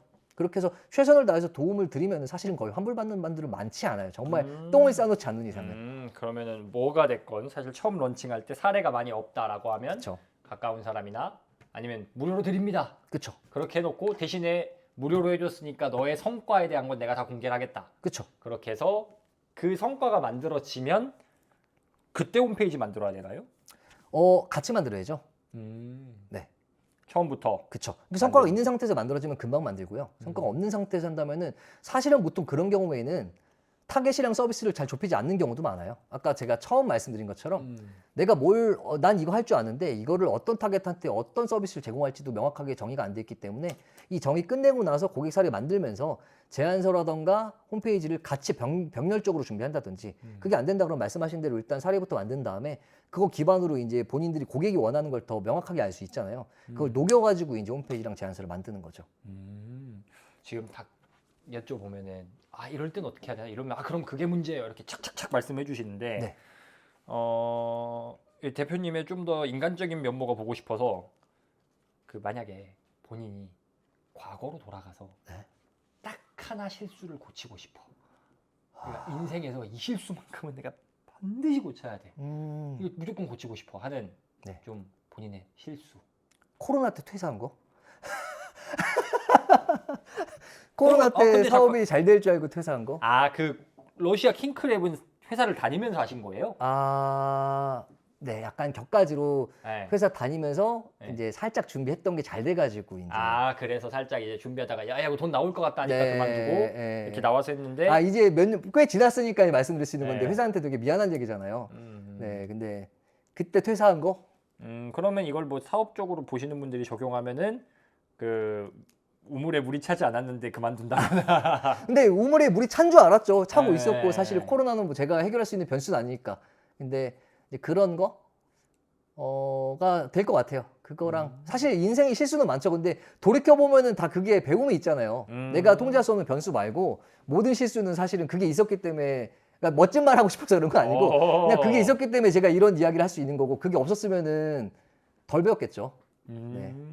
오 실패. 방금 타이밍을 잘못 잡은 거 실패. 들으면서 뭔가 그 실패라기보다는 배웠다. 배움이다. 그 누가 했던 말이지? 기억이 안 나네. 그게 토니 로빈스였나? 기억이 안 나는데 그러니까 실패는 네가 실패라고 인정해야만 실패가 된다. 정신승리네요. 그렇죠. 정신승리. 정신승리인데 저는 인생은 정신승리다. 그쵸. 좋습니다. 내가 편하면 됐지 내 마음이. 그러면은 이 영상을 보시는 분들이 사실은 네. 사업에 하시는 형태가 굉장히 다양할 거예요. 그쵸. 되게 다양할 건데 이분들이 스스로 내가 사업을 잘하고 있나 하는 의구심이 들 때가 꽤 많을 거란 말이에요. 그쵸. 이거 이렇게 하는 게 맞나? 그래서 그런 고민이 들 때 사업을 잘하고 있나 점검할 수 있는 그런 좀 문항이라고 할까요? 네. 체크리스트. 이런 체크리스트. 게 좀 있을까요? 있죠. 사실 뭐 체크리스트라고 하는 게 결과적으로 우리가 오늘 얘기했던 거를 다 담겨 있는 내용인데요. 첫 번째로는 타겟 고객이 명확하게 정의가 되어 있는가. 그냥 사실 사람들이 타겟 고객이 명확하게 정의되어 있는가 하면 이제 이런 식으로 말씀하시는 분들 계세요. 뭐 20대 여성, 30대 남성, 20대 전문직 여성. 이거는 사실 명확한 타겟 고객이 정의됐다고 보긴 쉽지 않죠. 그래요? 네. 더 디테일하게. 예를 들면 저는 B2B 아까 서비스를 계속 말씀드렸는데 그랬을 때도 아까 뭐 펜션을 뭐 위한 뭐 아니면 인테리어 안에서도 뭐 어떤 성수동 감성의 매장을 위한 혹은 뭐 아니면 개인 가정집 인테리어를 위한 뭐 이런 식으로 해가 더 세분화시킬 수 있는 걸 말씀을 드리는 거고요. 그럼 대표님의 타겟 고객은 누구예요? 저는 사실은 이런 저희와 같은 에이전시 같은 그러니까 뭐 이런 브랜드나 마케팅 이런 에이전시를 뭐 영상 이런 에이전시 운영하시는 분들 혹은 B2B에서 방금 말씀드린 뭐 인터넷이 아니라 인테리어나 조경이나 하시는 분들 아니면은 사실은 저도 봤을 때는 또 그렇게 보면 또 명확하진 않은 것 같은 게 B2B를 할 수 있는 모든 업체라고 말씀을 드리는데요. 왜냐하면은 이게 아까도 제가 말씀드린 그런 그것들이 그 일종의 플로우들이 B2C에도 적용할 수 있다 그랬잖아요. 사실 B2B에는 웬만해서는 이런 것들을 다 하지 못하시는 분들이 많아요. B2B는 업종 자체가 약간 폐쇄적이고 뭔가 좀 더 동적이기보다 좀 정적이고 조금 뭐라고 해요? 좀 기술이 테크된 분야도 좀 많이 있고 이러다 보니까 그래서 좁히자면 일단 뭐 에이전시 아니면은 뭐 인테리어나 조경 같이 조금 더 규모가 큰 고관여 서비스를 제공하는 분들 아니면 스타트업 같이 뭐 IT라든지 아니면은 기업들한테 제공하는 서비스를 하시는 분들 이런 분들이라고 볼 수 있는데 저도 생각해보니까 좀 넓은 것 같네요. 들으면서 되게 넓은데? 네. 근데 넓은 것 사실은 같네요. 제가 네. 여쭤봤던 게 원래 대표님 이렇게 주제로 보면 대표님은 넓은데 제가 알기로는 홈페이지 가면 딱 매출 이 정도에서 이 정도 딱 정해놓지 않으셨어요? 그걸 말씀하시는구나. 네. 맞아요. 제가 지금 타겟 고객으로 이렇게 말씀을 드렸는데 사실 그 타겟 고객 그 범위 안에서 매출을 한 월에 500만 원에서 5천만 원 사이 정도 되시는 분들이 이게 없는 경우가 많고 제가 말씀드린 뭐 제안서나 홈페이지나 이런 퍼널이나 이런 게 없는 게 많아서 그런 분들이 보통 그리고 보통 직원 수는 1인에서 한 9인 사이거든요. 그래서 좀 더 명확하게 타겟 고객을 말씀드리자면은 매출 500에서 5천만 원 정도 사이 뭐 이런 것까지도 괜찮아요. 직원 1인에서 한 9인 사이. 그다음에 사내에 아직 영업이나 마케팅을 전문적으로 하는 팀이 없는 분들 그런 분들한테 먼저 시스템 만들어 드리고 만약 그분들이 이제 결국에 제가 계속 대행해 드릴 수도 없고 제가 계속 옆에 있어 드릴 수 없잖아요 저희 회사가 그래서 그분들이 이제 직원을 고용할 때도 이제 어떤 분을 고용해서 어떻게 운영하면 좋을지까지 팁을 드리는 것까지가 제가 해드리는 역할이다 보니까 네 그럼 어쨌든 지금 타겟 예를 들어서 내 고객은 월 매출 500에서 5천 정도 하는 B2B 고객이야. 그렇죠. 이 정도로는 명확해야 된다. 맞습니다. 그냥 뭐 B2B 사업자 이게 아니고 그쵸 한 단계 더 나가야 되네요. 그쵸. 거기에 뭐 예를 들면 직원 수도 방금 포함이 되어 있을 수도 있고 좋습니다. 두 번째 체크리스트 뭘까요?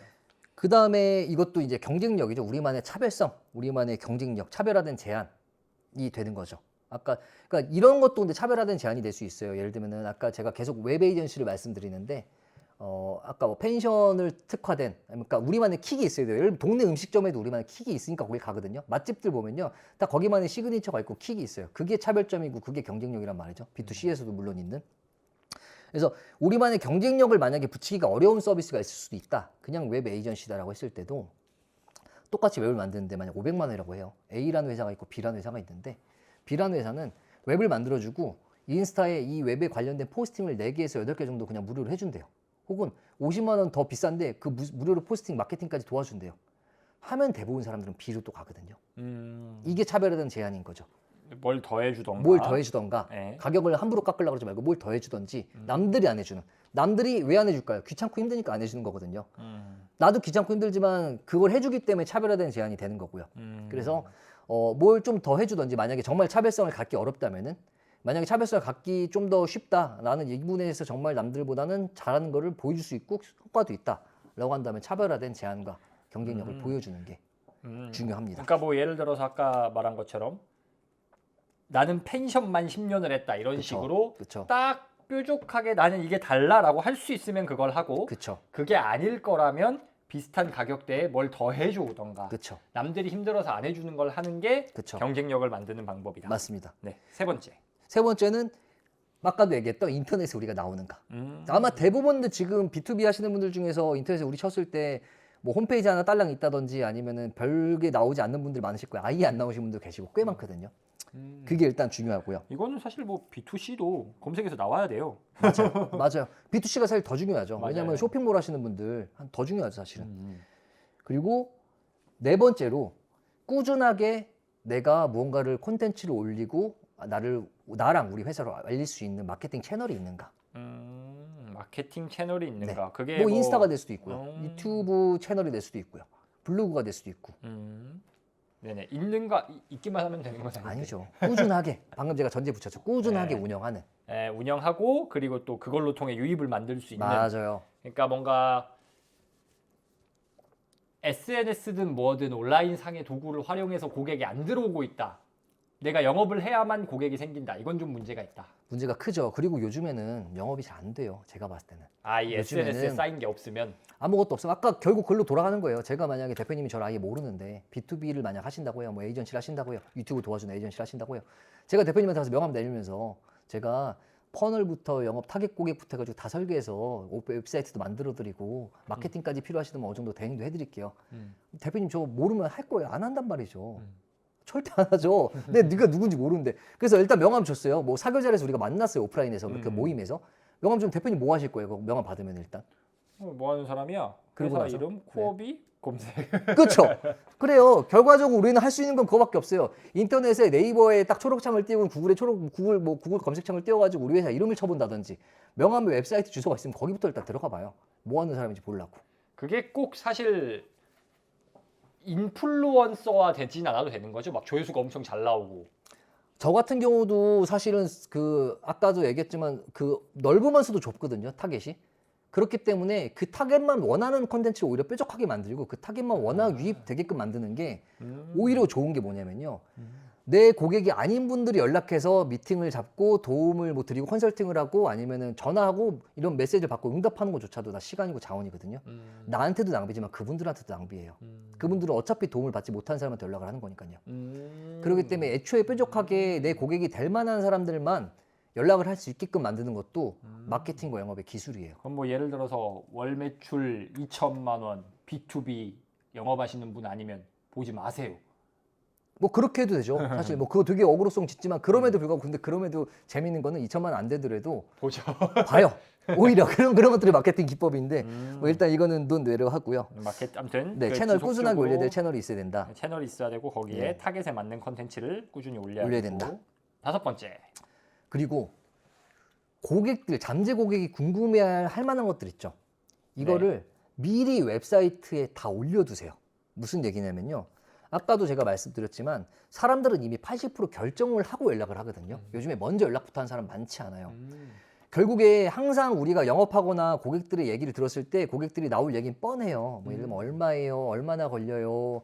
만약에 마음에 안 들면 어떻게 해요? 수정 몇 번이나 할 수 있어요? 뭐 어떤 걸 그래서 제가 받을 수 있어요? 이런 것들 있죠. 이런 명확하게 정리된 FAQ라던가 우리 서비스라던가 이런 것들을 쉽게 알 수 있게 정리를 홈페이지에 그냥 다 해두세요. 만약에 가격 공개가 어렵다 그럼 러프하게라도 얼마부터 얼마 선입니다까지를 적어두시고, 예를 들면 고객이 나는 예산 100만 원 생각하고 있는데 우리가 500부터 시작한다면 안 맞잖아요. 연락 하나 많아잖아요. 그래서 얼마부터 시작하고 어디까지입니다 이런 거라도 러프하게라도 적어두고, 가장 좋은 방법은 제가 여기서 꿀팁 하나 드리고 갈게요. 한국에는 아직 많지 않은데 저는 제 고객들이라던가 제 아는 분들한테 꼭 추천드리는 게 있는데 VSL이라고 혹시 아세요? VSL 뭐죠? 비디오 세일즈 레터라 그래가지고 미국에서는 진짜 많이 쓰고 있어요. 이게 뭐냐면은 방금 제가 말씀드린 고객이 필요한 내용들, 고객이 어차피 물어볼 내용들, 거기에 우리 약속 보증 증거까지 담아가지고 지금 영상 찍고 있잖아요. 자기가 나오는 인터뷰 영상을 하나 찍는 거예요. 거기서 한 몇 분이라도 돼요. 5분이 돼도 되고 10분이 돼도 좋으니까 싹 얘기해 주세요. 이걸 정리해가지고 안녕하세요. 우리는 이런 사례가 있고 우리는 이런 서비스를 제공하고 있습니다. 그래서 뭐 우리는 뭐 이런 걸 도와드릴 수 있고 실제로 뭐 이런 경험이 있습니다 해가지고 고객 궁금할 만한 걸 다 담아가지고 홈페이지에 딱 게시해 두는 거예요. 그러면 이분들이 전화해가지고 막 불편하게 막 연락처 남기고 이메일 보낼 필요 없이 이걸 딱 봐요. 그러면 다 알죠 일단. 그리고 사실은 고객들이 이게 좋은 게 내가 쓸데없는 응대를 할 시간을 아낄 수도 있지만 맞아요. 사실은 고객들이 내 홈페이지 보고 궁금해야 물어봐야지라고 전화를 하면 진짜 양반인 고객이고 맞아요. 대부분 원하는 게 안 나오면 그냥 나가거든요. 나가요. 그래서 아까 얘기했던 이미 80% 결정하는 거기에 킥이 되는 거예요. 그 영상 하나가. 그 영상에서 이미 목소리가 나오고 내 얼굴이 나오잖아요. 근데 이 사람이 그럼 나는 이 사람을 모르지만 이 사람은 나를 안 상태로 또 보게 되는 거잖아요. 미팅을 한다 했을 때는. 그럼 이미 친근감을 가지고 있죠. 영상에서 봤던 사람이네. 이런 식으로 해서. 그래서 고객이 궁금해할 걸 미리 알려주되 제가 하나 방금 드린 팁은 거기에 VSL이라는 비디오를 하나 찍어서 짧게라도 영상 올려두면 도움이 많이 된다. 그럼 이거는 홈페이지에 있어야 되는 거잖아요. 홈페이지에 있으면 좋고요. 홈페이지 있으면서도 만약 내가 나중에 누구한테 이제 메일을 보내는데 그냥 서비스에서만 보내면은 그냥 일반적인 제안서라든가 일반적인 영업 메일이 되는 거라면 밑에 영상 링크를 건다든지 아니면 영상을 인베드 해가지고 바로 영상으로 아예 그냥 영업을 해버릴 수 있게 만들 수도 있죠. 그러면은 뭐 홈페이지나 상세 페이지다라고 하면은 이 영상은 어디에 들어가야 되나요? 제 홈페이지에는 저는 메인 홈 딱 들어가자마자 제 얼굴 빡 뜨거든요. 자신이 있으시군요. 아니요. 바꾸려고요 오늘 집에 가서 안 그래도 서비스 페이지 쪽으로. 이게 근데 이제 그렇게 해서 막 어그로를 끌어도 되고요. 왜냐면 저는 아직까지 지금 제 서비스로 유입이 많이 된 상황 아니에요. 그렇게 세팅을 안 해놨고 기존 고객들만 지금 일단 해서 저도 어떻게 보면은 지금 레퍼런스가 계속 많이 생기는 단계고 아직 그거에 대해서 좀 더 캐파를 늘리기에는 제가 지금 감당이 안 될 것 같아가지고 홍보를 많이 안 하고 있는데 저도 이제 그거를 서비스 페이지 쪽으로 옮겨갈 생각이고요. 일단은 잘 보이는 데다가 빡 박아두는 게 좋긴 합니다. 좋습니다. 다섯 번째가 궁금해할 고객이 걸? 궁금해할 만한 게 미리 알려준다. 그러니까 물어보기 전에 알려준다. 맞습니다. 하긴 뭐 사면은 그런 거 많이 왔던 것 같아요. 뭐 궁금하실 만한 거 이거 보시면 됩니다 하고 바로바로 그냥 볼 수 있게 메시지 보내주고 맞아요. 그랬던 것 같아요. 이게 왜 또 그러냐면은 여기서 좀 길어지긴 하는데 옛날 전통적인 영업 방식은 일단 전화부터 걸게 만들었어요. 아니면 내가 전화부터 하던지. 했던 얘기 또 반복해야 되고 고객 입장에서도 영업당하는 기분이고 지루하거든요. 맞아요. 내가 원하지 않는 정보를 듣고 있으니까. 근데 이미 내가 보고 내가 다 아는 거야. 그럼 난 이제 얼마인지만 물어보고 가격 합산하고 계약할게. 이게 돼버리는 거죠. 이거는 내가 눌러서 보는 거니까 영업을 그쵸. 당하는 게 아니니까. 그렇죠. 거기에 진짜 본인이 필요하면 5분이든 8분, 10분이든 봐요. 지금 우리 얘기하고 있는 것도 40분, 50분, 1시간 넘어갈 건데 필요하신 분들은 봐요. 필요 없는 분들 어차피 나가면 그분들은 내 고객이 아닌 거죠. 좋습니다. 여섯 번째는 뭔가요? 먼저 그 고객이 들어오는 유입이랑 전환, 얼만큼 또 계약이 성사가 됐는지, 그럼 재구매 이런 것들에 대한 수시적인 분석이 필요해요. 그러니까 몇 명이 뭐 나를 웹에서 발견했고 그 중에 몇 %가 샀고 몇 명이 다시 샀나? 맞아요. 이거를 수치로 측정을 해야 된다. 맞아요. 그걸 어떻게 하죠? 그 어떻게 하냐면은 여러 가지 방법이 있어요. 제가 아까 전에 결국에 우리한테 고객들 잠재 고객이 모인데 홈페이지라 그랬죠. 그 홈페이지 안에 구글 애널리틱스를 심어도 되고요. 방금 제가 말씀드린 허브스팟이라는 뭐 CRM 툴을 이용해도 되고 추적하는 툴도 요즘 많거든요. 무료 툴도 있어요. 구글 같은 경우 무료고요. 그렇게 가지고 몇 명이 들어왔고 어떤 키워드로 들어왔고 어떤 채널에서 우리한테 들어왔는지도 우리가 볼 수가 있단 말이죠. 그렇게 해서 그럼 보고 끝이냐? 가 아니지 당연히. 왜냐하면은 여기서 수치적으로 추적이 됐을 때 우리가 지속적으로 그걸 모니터링 해야 되는 이유는 어느 시점에서는 떨어질 때가 있고 어느 시점에 오를 때가 있잖아요.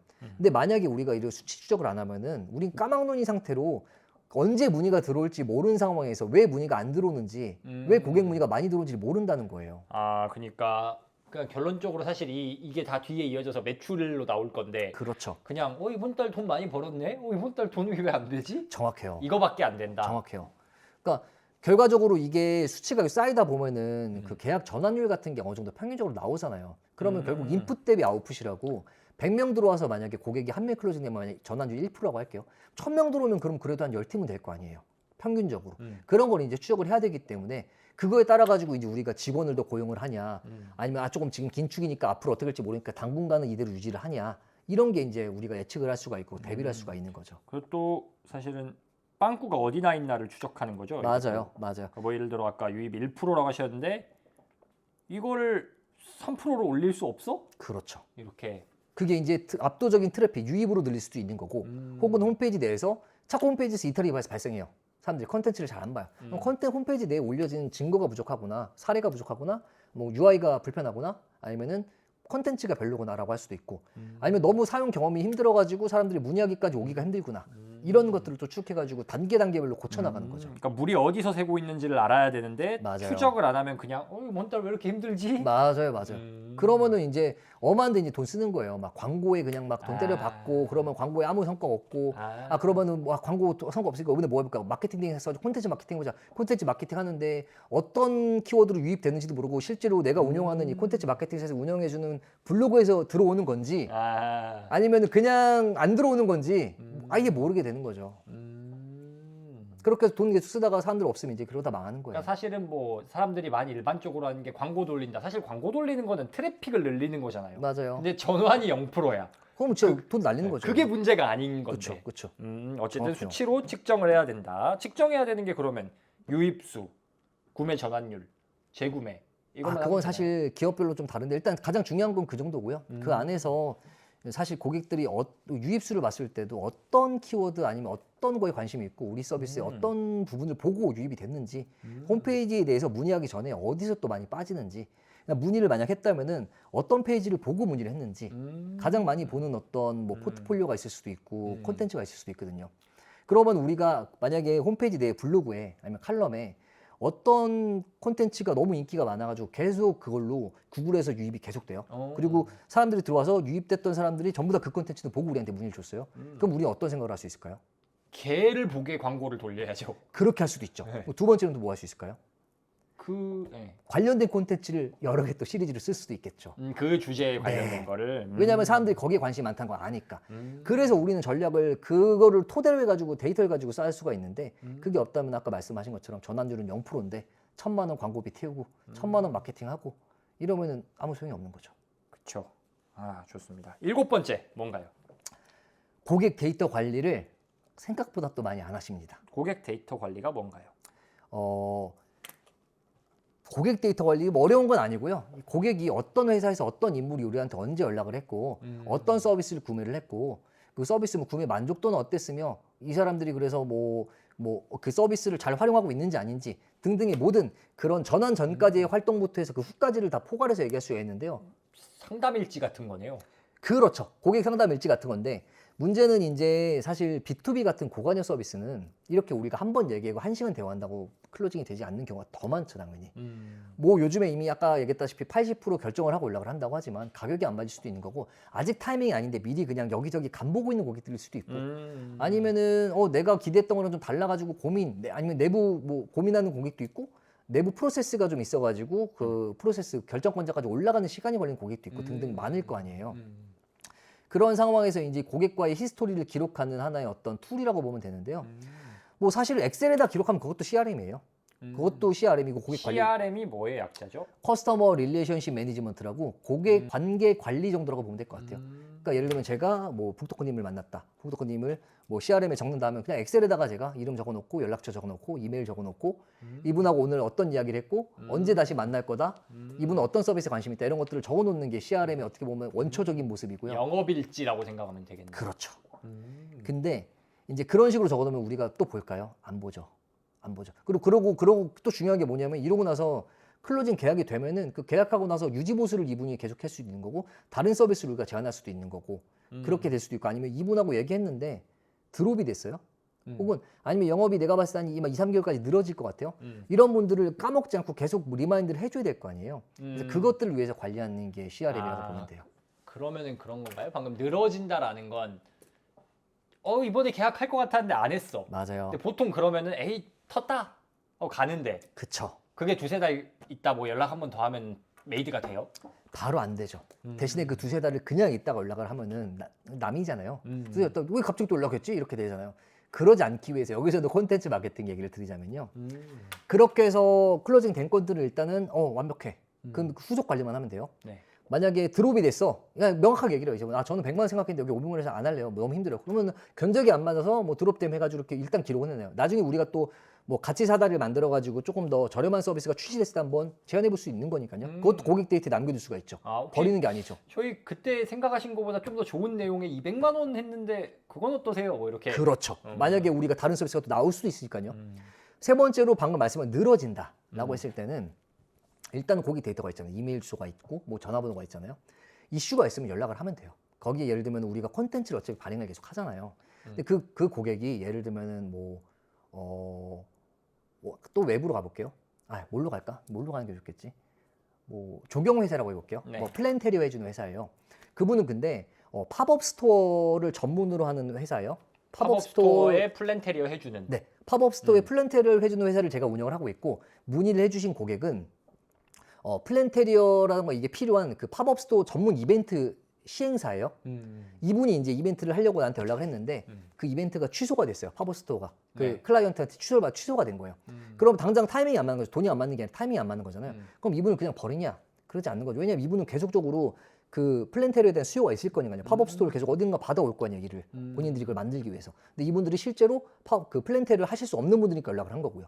그럼 이분들한테는 팝업 스토어에 관련된 우리의 어떤 레퍼런스의 정보 혹은 플랜테리오 했을 그 팝업 스토어 플랜테리오 하는 방법에서 실패하지 않은 어떤 방법 이런 것들에 대한 그 우리가 콘텐츠를 만들고 뭐 블로그에 올리든 어디 올릴 때마다 이메일로 한 번씩 리마인드를 줄 수가 있는 거예요. 한 달에 한 번이든 2주에 한 번이든.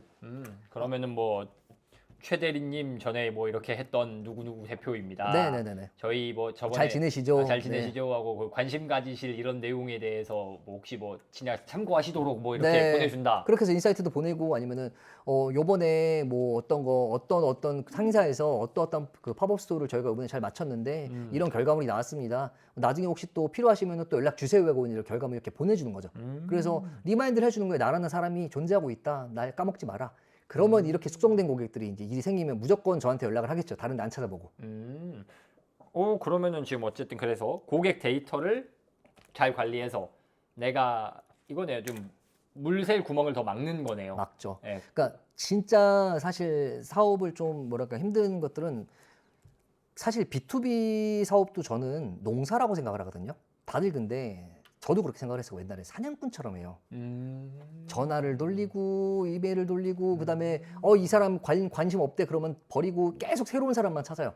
계속 새로운 사냥감만 찾는 거예요. 근데 그게 아니라 방금 한 것처럼 씨앗이 만약에 뭐 요번 연도에 안 떴어요. 그럼 좀 더 담아뒀다가 내년도에 틀 수 있게끔 키워주고 또 다른 데서 이제 우리를 보고 올 수도 다른 데 가서도 이제 씨앗을 계속 뿌리는 거죠. 콘텐츠 마케팅으로. 뿌리고 여기에 또 이걸 찾아오는 뭐 새들이 있다면 또 당장 우리의 그게 아니라면 또 키우고 돌봐주고 한번 고객이 됐다 하더라도 또 다시 와가지고 다른 것도 먹게 해주고 이게 이제 농사인 거죠. 그러면 그 농사 짓는 방법을 조금 더 구체적으로 그 농사 짓는 방법이 CRM이잖아요. 네. 그러면 고객이 클로징이 됐어. 그럼 그 고객 관리하는 건 알아서 하고 그 아직 구매하지 않은 고객들에게 얼마나 자주 연락을 해야 되나요? 그거는 얼마나 자주 연락을 해야 된다는 건 약간 이메일 마케팅적 측면에서 말씀하시는 건가요? 아니면 뭐든. 전화를 말씀하시는 건가요? 뭐든. 사실 너무 자주 하면은 귀찮아하고요. 나도 귀찮을 것 같아요. 너무 자주 하면 귀찮아하고 그냥 약간 뉴스레터 형식으로 그냥 그 정보성 이메일을 진짜 광고 말고요. 정보성 이메일을 뭐 1주에서 2주에 한 번씩 보낼 여력이 된다면 그렇게 보내시면 되고요. 그것도 힘들다 그러면 한 달에 한 번씩이라도 계속 내가 있다는 존재감을 알리는 게 제가 봤을 때 가장 중요한 것 같아요. 나 살아있다. 네. 그리고 그분들은 이미 한번 연락을 했던 분들은 만약에 정말 뭔가 안 맞아서 드롭이 되지 않는 이상은 계속 우리가 올리는 뭐 직접 연락을 안 한다 하더라도 콘텐츠들에 계속 반응을 하실 거예요. 그래서 계속 그 밑에선 숙성이 되고 있어요. 그러다가 1년 뒤, 2년 뒤, 3년 뒤에 개화갈 때쯤 연락이 되겠죠. 그러면은 아까 그 사람들에게 뭐 내가 올리는 전문적인 컨텐츠 이거 보내주는 건 괜찮다 치고 네. 그럼 어쨌든 그 사람들을 다시 내가 고객으로 만들려면 뭔가 제안하는 순간이 있어야 될 수도 있잖아요. 정확해요. 그거는 언제 어떻게 하면 되죠? 가장 좋은 방법이 하나 있습니다. 뭐냐면은 혹시 웨비나랑 세미나 들어보셨어요? 네. 웨비나 세미나를 여는 건데요. 보통 웨비나 세미나 하면 그냥 불특정 다수 모아놓고 막 그냥 거기서 막 강의한 다음에 뭐 예를 들면 판매를 그냥 하시는 분도 있고 아니면 그냥 강의 비용 받으시는 분들도 있는데 B2B에서는 웨비나 세미나가 말씀하신 구매할까 말까 갈팡질팡하고 오랫동안 수성된 분들에게 계약서를 내밀 수 있는 기회예요. 왜냐하면 일단 얼굴에서 대면을 하고 있고요. 그 자리에서 유용한 정보를 주고요. 그리고 거기 모신 분들은 이미 오랫동안 우리를 봐왔기 때문에 어떻게든 우리랑 한 번 더 대화도 하고 싶고 우리에 대해서 좀 더 알고 싶어요. 그 순간을 노리는 거예요. 그래서 그 잠재 고객들, 지금 말씀하신 그 모수들이 가장 궁금해할 만한 유용한 정보 혹은 업계 소식, 트렌드 이런 것들을 주제로 해가지고 그분들만 타겟해서 모객을 해요. 10명, 20명, 뭐 많으면 30명, 그냥 더 많으면 무료 50명. 웨비나 합니다. 한번 와보시겠어요? 네, 그러니까 만약에 사람 많다 그러면 웨비나로 하면 되고요. 사실 클로징 확률이 가장 높은 건 웨비나가 아니라 세미나죠. 오프라인. 오프라인으로 커피챗을 간단하게 한다든지 세미나를 한다든지 해가지고 한 10명, 20명 아니면 뭐 많으면 50명까지 해서 모여놓고 진짜 유용한 정보 딱딱딱 알려줘요. 난 마지막에 이제 까는 거죠. 이런 설문지 같은 걸 해가지고 뭐 어려운 게 뭐냐 뭐 이렇게 뭐 종이로 깔아도 되고요. 아니면은 단톡방 초대해가지고 거기서 설문지로 깔아도 되고. 아 그때도 뭐 내 거 사세요 이게 아니라 그쵸. 요새 무슨 고민이 있으시냐. 그쵸. 어려웠던 건 무엇이냐. 그쵸. 그 다음에 이제 마지막에 1대1 혹시 컨설팅 원하냐. 아 그러니까 이제 알겠죠. 그 설문 짝짝짝 보고 네. 그러니까 집에 가고 아 고객님 근데 설문을 봤는데 이 부분에 대한 문제가 있으신데 이거 제가 좀 도와드릴 수 있을 것 같아요. 아니요, 그냥 애초에 그냥 여기 그 설문지 밑에다가 마지막에 컨설팅 하실 생각 있냐? 무료로 도와드린다. 아, 컨설팅도 무료예요? 네. 그럼 무료 하고 나서 사실 말이 컨설팅이지 컨설팅 해주면은 어떻게 되면 이게 영업이 되거든요. 난 도움을 받았으니까. 이 사람 말대로 하면은 이분 말대로 하면 내가 가려운 데가 있으니까 여태까지 컨텐츠를 보고 여기 온 건데 사실 그 가려움이 풀릴까요? 잘 안 풀려요. 그러니까 그래서 고민이 있으면은 여기서 얼굴도 실제로 받겠다. 더 뭔가 인사이트 듣고 더 친해지고 싶잖아요. 그리고 더 알고 싶고. 이럴 때 컨설팅 신청을 해요. 그러면은 영업할 필요 없어요. 거기서 내 전문적인 지식과 내가 해줄 수 있는 걸 도와줘요. 그럼 그분 입장에서는 하고 싶은데 돈 받고 싶은데라는 생각이 들겠죠. 이게 또 진짜로 도와주는 거니까. 맞아요. 그래서 큰 흑심 품을 필요도 없어요. 그냥 도와주면은 그렇게 해서 거기까지 오신 분들은 실제로 감동을 받고 실제로 서비스를 계약하실 확률이 굉장히 높아지죠. 그래서 네. 그래서 어쨌든 구매로 메이드 된 고객은 너무 아름답지만 만약에 안 됐다라고 하면 숙성시켜서 주기적으로 뭐 좋은 컨텐츠를 보내주거나 아니면은 이런 소식이 있는데 알고 계셔라라고 연락을 해서 존재를 각인시키다가 확실하게 클로징을 좀 하고 싶다 그러면은 뭐 세미나나 웨비나의 형태. 맞아요. 거기에 컨설팅까지 한 번 더 하면은 그러면 진짜 거의 되죠. 고객 입장에서도 그렇죠. 이건 진짜 도움을 받은 거니까. 맞아요. 영업이라기보단 진짜 도와주는 거니까. 맞아요. 좋네요. 근데 이 CRM도 그렇고 사실 뭐 그냥 대놓고 하는 영업도 필요할 때가 있을 거고 제품도 당연히 잘 만들어야 되고 아까 웹사이트에 뭐해 할 게 너무 많은데 맞아요. 보시는 분들이 인력이 그렇게 남아 돌지 않을 거거든요. 맞아요. 그러다 보면 어떤 일이 생기냐면 대표가 몸빵을 뛰어요. 맞아요. 그러다가 번아웃이 오고 그쵸. 우울증이 오고 그쵸. 나 그냥 다시 회사 갈란다. 그렇죠. 이렇게 하는데 이걸 좀 어떻게 지치지 않고 몸빵하지 않고 시스템으로 돌리는 이런 좀 노하우가 있을까요? 뭐 노하우는 사실 그냥 되게 기본적인 거죠. 일단은 자기가 하는 일과 이것들을 전부 다 이제 매뉴얼화를 좀 시키고 프로세스화를 일단 시키는 게 첫 번째가 될 것 같고요. 네. 이것들은 근데 모든 분들이 다 알면서 못하는 분들일 거예요. 왜냐하면 그렇죠. 매뉴얼을 만들고 프로세스 하는 것도 시간이니까. 근데 일단 그게 준비가 돼야 내가 위임을 하거나 누군가한테 일을 맡길 때 그걸 명확하게 할 수가 있지. 이게 준비가 안 된 상태에서 애매하게 맡기면은 일이 또 일을 만들거든요. 그래서 일단 첫 번째는 매뉴얼 하나 프로세스를 좀 정리를 한다. 두 번째는 과감하게 위임할 줄 알아야 된다. 그게 뭐냐면은 사실 위임할 수 있는 방법은 요즘 되게 많아요. 꼭 직원을 뽑는 것뿐만 아니라 직원 뽑는 게 일단 가장 기본적인 걸 거고요. 두 번째는 아웃소싱이 될 수도 있고 아니면 전문 업체에 맡길 수도 있는 거고요. 근데 업체는 물론 당연히 잘 알아봐야겠죠. 세 번째는 AI가 될 수도 있겠죠. AI의 도움을 받아가지고 진행할 수 있겠죠. 왜냐면 요즘 AI가 사실 직원 몇 명은 대체할 수도 있으니까요. 맞아요. 그래서 그런 식으로 과감하게 위임할 수 있게 필요한데 제가 이제 러시아 법인을 한 3년 정도 있었는데요. 그 법인에서 이제 그 러시아 친구들과 같이 일했죠. 러시아 동료들하고 일할 때 러시아 이런 속담이 있어요. 나베리아이 노프라베리아이. 무슨 뜻이냐면은 믿어라. 하지만 확인은 해라. 아. 믿되 확인해라거든요. 그러니까 끝까지 널 믿지만 그래도 확인을 해라. 그러니까 이런 게 필요해요. 그래서 위임을 하되 정기적으로 그 위임을 받은 사람이랑은 확인할 수 있는 프로세스는 있어야 돼요. 이 뭐 수치적으로든 아니면 어떻게 진행을 하는 거든 간에 정기적으로 확인할 수 있는 시간을 갖고 그 시간이 이제 당연히 뭐 기분 나쁘고 이러진 않아야겠죠. 그래서 그런 시간이 일단 필요하다고 봅니다. 약간 러시아어로 뭐라고요? 나비리아이 노프라비리아이. 아, 뭔가 사운드가 멋있었어요. 좋습니다. 네. 시스템화를 하려면 당연히 매뉴얼 프로세스 네. 만들고 맞습니다. 위임할 때는 과감히 하되 믿지만 확인을 하라. 맞습니다. 잘 매뉴얼대로 하고 있나. 근데 맞습니다. 사실 많은 대표님들이 그 확인하다 빡치거든. 그렇죠. 맞아요. 맞아요. 어쩔 수 없죠. 좋습니다. 근데 네. 그때 좀 사실 누군가랑 뇌를 이렇게 통째로 옮기지 않는 이상 맞아요. 맞아요. 위임하고 아무리 설명한다고 해도 될 수가 없는 거니까. 맞아요. 좋습니다. 이제 좀 라이트한 이야기로 한번 가서 대표님도 아까 책 이야기도 한 권 해주셨지만은 사업을 할 때 인사이트를 얻을 수 있는 책들이 꽤 있잖아요. 네. 자식이 나중에 사업을 한대요. 근데 책 한 권밖에 못 물려줘. 어떤 책 물려주시겠어요? 아, 한 권은 너무 작고 세 권 안 아니 될까요? 안 돼, 한 권, 한 권. 아, 그러니까 어쩔 수 없다. 그러니까 많이 준비했는데 네. 갑자기 불의의 사고로 다른 책이 다 하나만 건질 수 있어. 사업에 관한 책이요. 네. 아 근데 이게 꼭 그가 직접적으로 사업은 이렇게 해라 이런 책이 아니어도 사업에 대한 교훈이 담긴 인생책 이런 것도 괜찮습니다. 사실 저는 좀 초보 사업가들, 그러니까 초보 사업이라고 하면 약간 이제 막 규모를 작게 해서 시작하는 사업들한테는 어떤 철학이 담긴 책보다는 저는 일단 생존이 중요하다고 생각합니다. 좀 더 실용적으로. 네. 실용적으로 하우투가 그래도 있어야 나중에 네. 뭔가 철학도 있고 생기는 거지. 생존을 못하면 철학은 개똥 철학이 되는 거라고 저는 생각을 하거든요. 그래서 실용서 중에서 정말 제가 오늘 말씀드린 그 모든 A to Z를 담은 책이 있다면은 저는 원페이지 마케팅 플랜이라고. 아, 네. 좋죠. 네. 거기는 사실은 아예 어떻게 제가 말씀드린 아까 그 핵심적인 서비스 좁히고 타겟 좁히고 이런 것들에 대한 내용이 상세하게 들어있거든요. 네. 상세한가? 아무튼 그게 한 번에 정리가 돼 있잖아요. 끝까지 사업이 끝까지. 그래서 영세한 그다음에 아예 사업을 초보 사업가 혹은 초기 사업가 중소 규모까지는 그 책으로 도움을 굉장히 많이 받을 것 같아서 그 책을 전 추천을 할 것 같아요. 좋습니다. 그러면 이번엔 책 말고 네. 그 대표님도 국내도 그렇겠지만 해외 특히 비즈니스하는 사람들이 어떻게 하는지를 많이 보잖아요. 그리고 네, 그 네. 사람들이 크리에이터로서 활동을 하고 있고 네. 사업을 하기 위해 이 크리에이터를 보는 게 나는 제일 좋더라.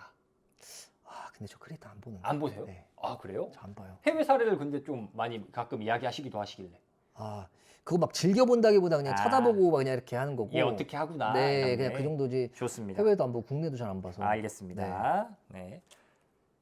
고민이 있으세요? 갑자기요? 네. 아니, 뭐랄까 그냥 그거예요. 뭐랄까 대표님 같은 경우에는 네. 사실은 다른 사람의 고민을 해결해주는 일을 그쵸. 하시잖아요. 네. 근데 그럼에도 대표님도 어쨌든 사업을 하는 사람이고 그러면 사업가로서 고민이 없을 수가 없잖아요.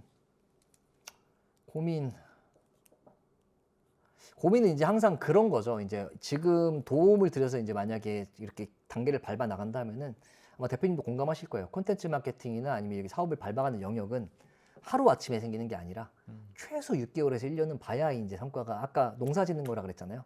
농사 씨 심자마자 바로 우리 수확 못 하잖아요. 그 수확하는 과정 내에서의 어떤 성과가 나올까 안 나올 거에 대한 두려움을 고객이 갖기 시작할 때 저도 같이 두려움을 갖고 뭔가 걱정이 돼. 확신이 있지만 걱정이 생기거든요.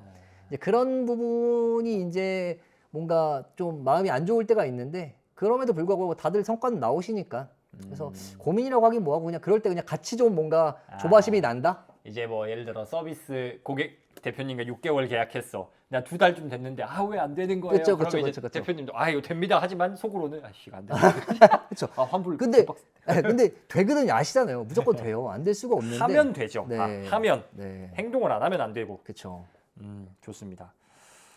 혹시 20살로 타임 오프를 시켜주면 네. 지금 하는 일을 그대로 하실 겁니까? 그럴 것 같아요. 어. 보니까 적성을 돌고 돌아서 찾은 것 같아요. 아. 무슨 말씀인지 아시죠? 제가 사업을 B2C, B2B 아까 얘기했던 고깃집, 뭐 해산물, 그다음에 중간에 사업 얘기 안 한 게 또 있는데 네. 워케이션이라 그래가지고 지방 거점 도시에다가 워케이션 사업도 했었고 B2B로 아무튼 대기업들, IT 기업들 대상으로 해서 이렇게 직원들 보내주고 이런 것도 했었는데 저는 보니까 훈수두는 일을 잘하는 것 같아요. 훈수두면서 실제로 이 사람들이 잘할 수 있게 코칭해주고 채찍질하고 이걸 같이 만들어주는 거를 잘하는 것 같아요. 혼내는 게 재밌다. 좀 약간 그런 성향인가? 네. 근데 이제 문제는 그거죠. 이제 그렇게 됐을 때 내 책임감이 더 커지잖아요. 그리고 훈수만 두면은 절대로 성과가 나오기 힘들어요. 훈수면서 같이 해야 돼요. 그렇죠. 그래서 같이 만들어 나가는 그런 작업들이 재미가 있는 것 같아요. 지금은 또 그런데 또 모르죠. 5년 뒤, 10년 뒤면은. 좋습니다. 오늘 많은 이야기를 했는데 그 영상을 보시는 분들은 비즈니스에 관심이 많은 분들인데 이거 말했어야 되는데 하면서 오늘 잘 때 생각날 것 같다. 이거는 이제 B2C, B2B를 막론하고 말씀을 드릴게요. 요즘에는 제가 봤을 때 사업을 잘 하시고 잘 하시려면 B2C도 그렇고 제품을 파는데도 장사꾼이 아니라 전문가 포지셔닝을 하는 게 가장 중요하다고 생각을 해요. 그러니까 제 고객 중에 B2C 고객도 계시거든요. 그러니까 야채가루, 건강식이죠. 건기식을 파시는 분인데 엄청 잘 파세요. 근데 그분은 처음부터 건기식을 만들어서 판매 시작한 게 아니라 전문가 포지셔닝을 한 6개월에서 1년 정도 하신 다음 판매를 했어요. 어떻게 했냐면은 본인이 실제로 뭐 살이 많이 찌셨는데 그거를 다이어트 사례를 매일매일 릴스 찍어서 올리고 혈당 측정기 해가지고 공부하는 모습이랑 해가지고 실제로 그 다이어트하는 식이요법, 그 다음에 다이어트하는 방법, 혈당 관리하는 방법에 대해서 책도 맨날 읽고 전문가가 되면서 그걸 맨날 포스팅을 올린 거죠. 그러니까 사람들 입장에서는 유용한 정보도 주고 이분의 어떤 생체 실험, 어떤 본인의 관찰 일지를 매번 릴스 올리면서 빠지는 과정이 보이고 누군지 말해도 되지 않아요? 아슈유니버스라고. 네, 왜냐면은 인스타 보시면 여러분도 참고하기 좋을 것 같아서 맞아요. 아슈니버스를 저희 네. 뭐 받은 거 없고요. 맞아요. 근데 그냥 왜 제가 말씀드리냐면은 그 릴스를 보니까 저도 봐봤는데 그 다이어트 과정이 진짜 그냥 보여. 적나라하게. 네, 생체 실험이에요. 진짜. 생체 실험이에요. 그리고 이제 생체 실험이고 진짜 그리고 뭔가 거기서 인간 냄새가 나거든요. 음. 그러면서 이제 그 전문가로 포지셔닝 그 과정 안에서 여러분들 제가 봤는데 우리 한국에서는 제가 그냥 만들어서 야채가루 해가지고 우리 혈당 관리한 게 나은 것 같아가지고 제품을 만들기 시작했고 그리고 나서 그걸로 그냥 제품 만들어서 파는 게 아니라 커뮤니티도 운영을 하고 주기적으로 계속 아까 얘기했던 세미나도 계속 하세요. 그런 식으로 하면은 이 사람들 입장에서는 일반 그냥 고객이 아니라 함께하는 동지가 되는 거거든요. 그러니까 전문가한테 제품을 사는 거고요. 그래서 B2C도 그런 사례가 있고 B2B는 뭐 워낙 아까도 계속 얘기했지만 다양하죠. 당연히 이 사람이 내가 뭐 한두 푼 맡기는 것도 아니고 몇백만 원, 몇천만 원, 뭐 몇억 주고 맡겨야 되는 건데 전문가한테 맡겨야지 아무한테나 맡길 수는 없잖아요. 근데 여기서 그냥 내가 가가지고 뭐 제가 좋은 거 하고 있는데 한번 관심 있으세요? 그래서 다가가면은 아무리 전문가라도 장사꾼이 되는 거고 내가 올리는 컨텐츠, 내가 올리는 어떤 정보 도움으로 인해 가지고 이 사람들이 고마움을 느끼고 나를 찾아온다면 전 전문가가 되는 거잖아요. 그래서 전문가 포지셔닝을 잡아야 된다가 요즘에는 가장 중요한 비즈니스 포인트인 것 같아요. SNS 마케팅도 참 필수겠네요. 네, 근데 그것도 이제 전략적으로 해야죠. B2C냐, B2B냐, 어떤 분야에 있냐. 예를 들면은 엄청 고관여 서비스예요. 막 진짜 막 1,000만 원, 기본 단가가 1,000만 원 이상의 서비스인데 보니까 블로그나 뭐 인스타나 유입은 많이 돼요. 근데 그런 분들은 사실은 1,000만 원어치의 돈을 낼 수 있는 분들이 또 많지가 않아가지고 시간이 낭비된 경우가 많더라고요. 그 일반적인 대중 SNS로 네, 유입되는 경우는 맞아요. 그럼 그런 분들은 뭘 해야 되죠? 블로그도 물론 유입을 위해서 블로그를 해야 되는데 그거를 아까 얘기했던 대로 홈페이지 내에서 좀 더 전문적인 칼럼으로 운영도 하고요. 또 예를 들어서 좀 더 전문적인 B2B도 하면 링크드인이라는 SNS를 해도 좋고요. 요즘 가장 제가 봤을 때 추천하는 건 어떻게 봐도 유튜브죠. 유튜브 하시면 너무 좋죠. 유튜브는 그냥 그건 것 같아요. 그냥 모수가 너무 크니까 다 씹어 먹어. 맞아요. 모든 거를. 맞아요. 네. 그래서 아까도 얘기했지만 막 모수가 너무 많아가지고 함부로 들어오는 고객을 거르기가 어렵다면은 설문지, 문의하기에서 커드를 두면 돼요. 이 자격이 되는 분들만 문의를 해달라. 이런 식으로 걸르면 되니까. 좋습니다. 저희 슬슬 마무리 단계로 들어가야 될 것 같은데 저희 공식 질문이 있습니다. 네. 대표님은 왜 일하시죠?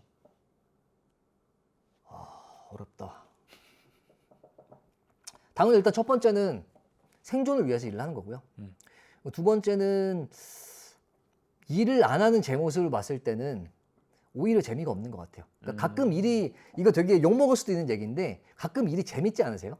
재밌을 때 많죠. 네. 그러니까 하기 싫을 때도 많은데 재밌잖아요. 그리고 그 재미있음이 있다 보니까 이게 일이 아니라 재미로 하다 보니까 그냥 저녁 8시든 9시든 자기 전에든 하고 자고 이런 것들일 때 그냥 약간 나르시스트적 얘기라 그러니까 뿌듯함? 나 좀 멋져? 예, 약간 그거 헬스장에서 막 PT 받고 엄청나게 펌핑 돼 있고 뭔가 오늘 유산소까지 뛰었을 때 그 느낌을 가끔 일에서 받을 수가 있어요. 그렇죠. 예, 그런 거. 네. 그리고 또 보자면은 실제로 저는 고객들이 저의 도움으로 인해 가지고 이거는 빈말이 아니고 진심인데요. 고객들로 인해 가지고 뭔가 성과가 나올 때 고객들이 좋아할 때 제가 더 좋아하거든요. 맞아요. 왜냐하면은 내가 낸 성과 같아서 이런 얘기하면 고객이 성과지만 내가 낸 성과 같아서 더 같이 기분이 좋아요. 그래서 그런 것들이 어떻게 보면 일을 하게 만드는 동기 같아요. 원래 그 남을 도와주었을 때 잘 돼서 그 기분이 좋은 게 내가 잘 된 것보다 클 수밖에 없다 하더라고요. 심리적으로 오. 그렇다 하더라고요. 좋습니다. 저희 마지막 질문입니다. 저희 팟캐스트 이전에 나오신 분, 이전에 나오신 분 누군지 안 알려드리고요. 이분이 다음에 나오는 출연자를 위해 질문을 남기고 가십니다. 그래서 마지막 질문이 나왔구나. 네, 이전 출연자분께서 남기신 질문은 왜 일하는가? 아닙니다. 이건 제 공식 질문이고요. 아, 이전 출연자가 남겨주신 질문은 대표님은 지치고 힘든 시기를 네. 어떻게 극복하십니까?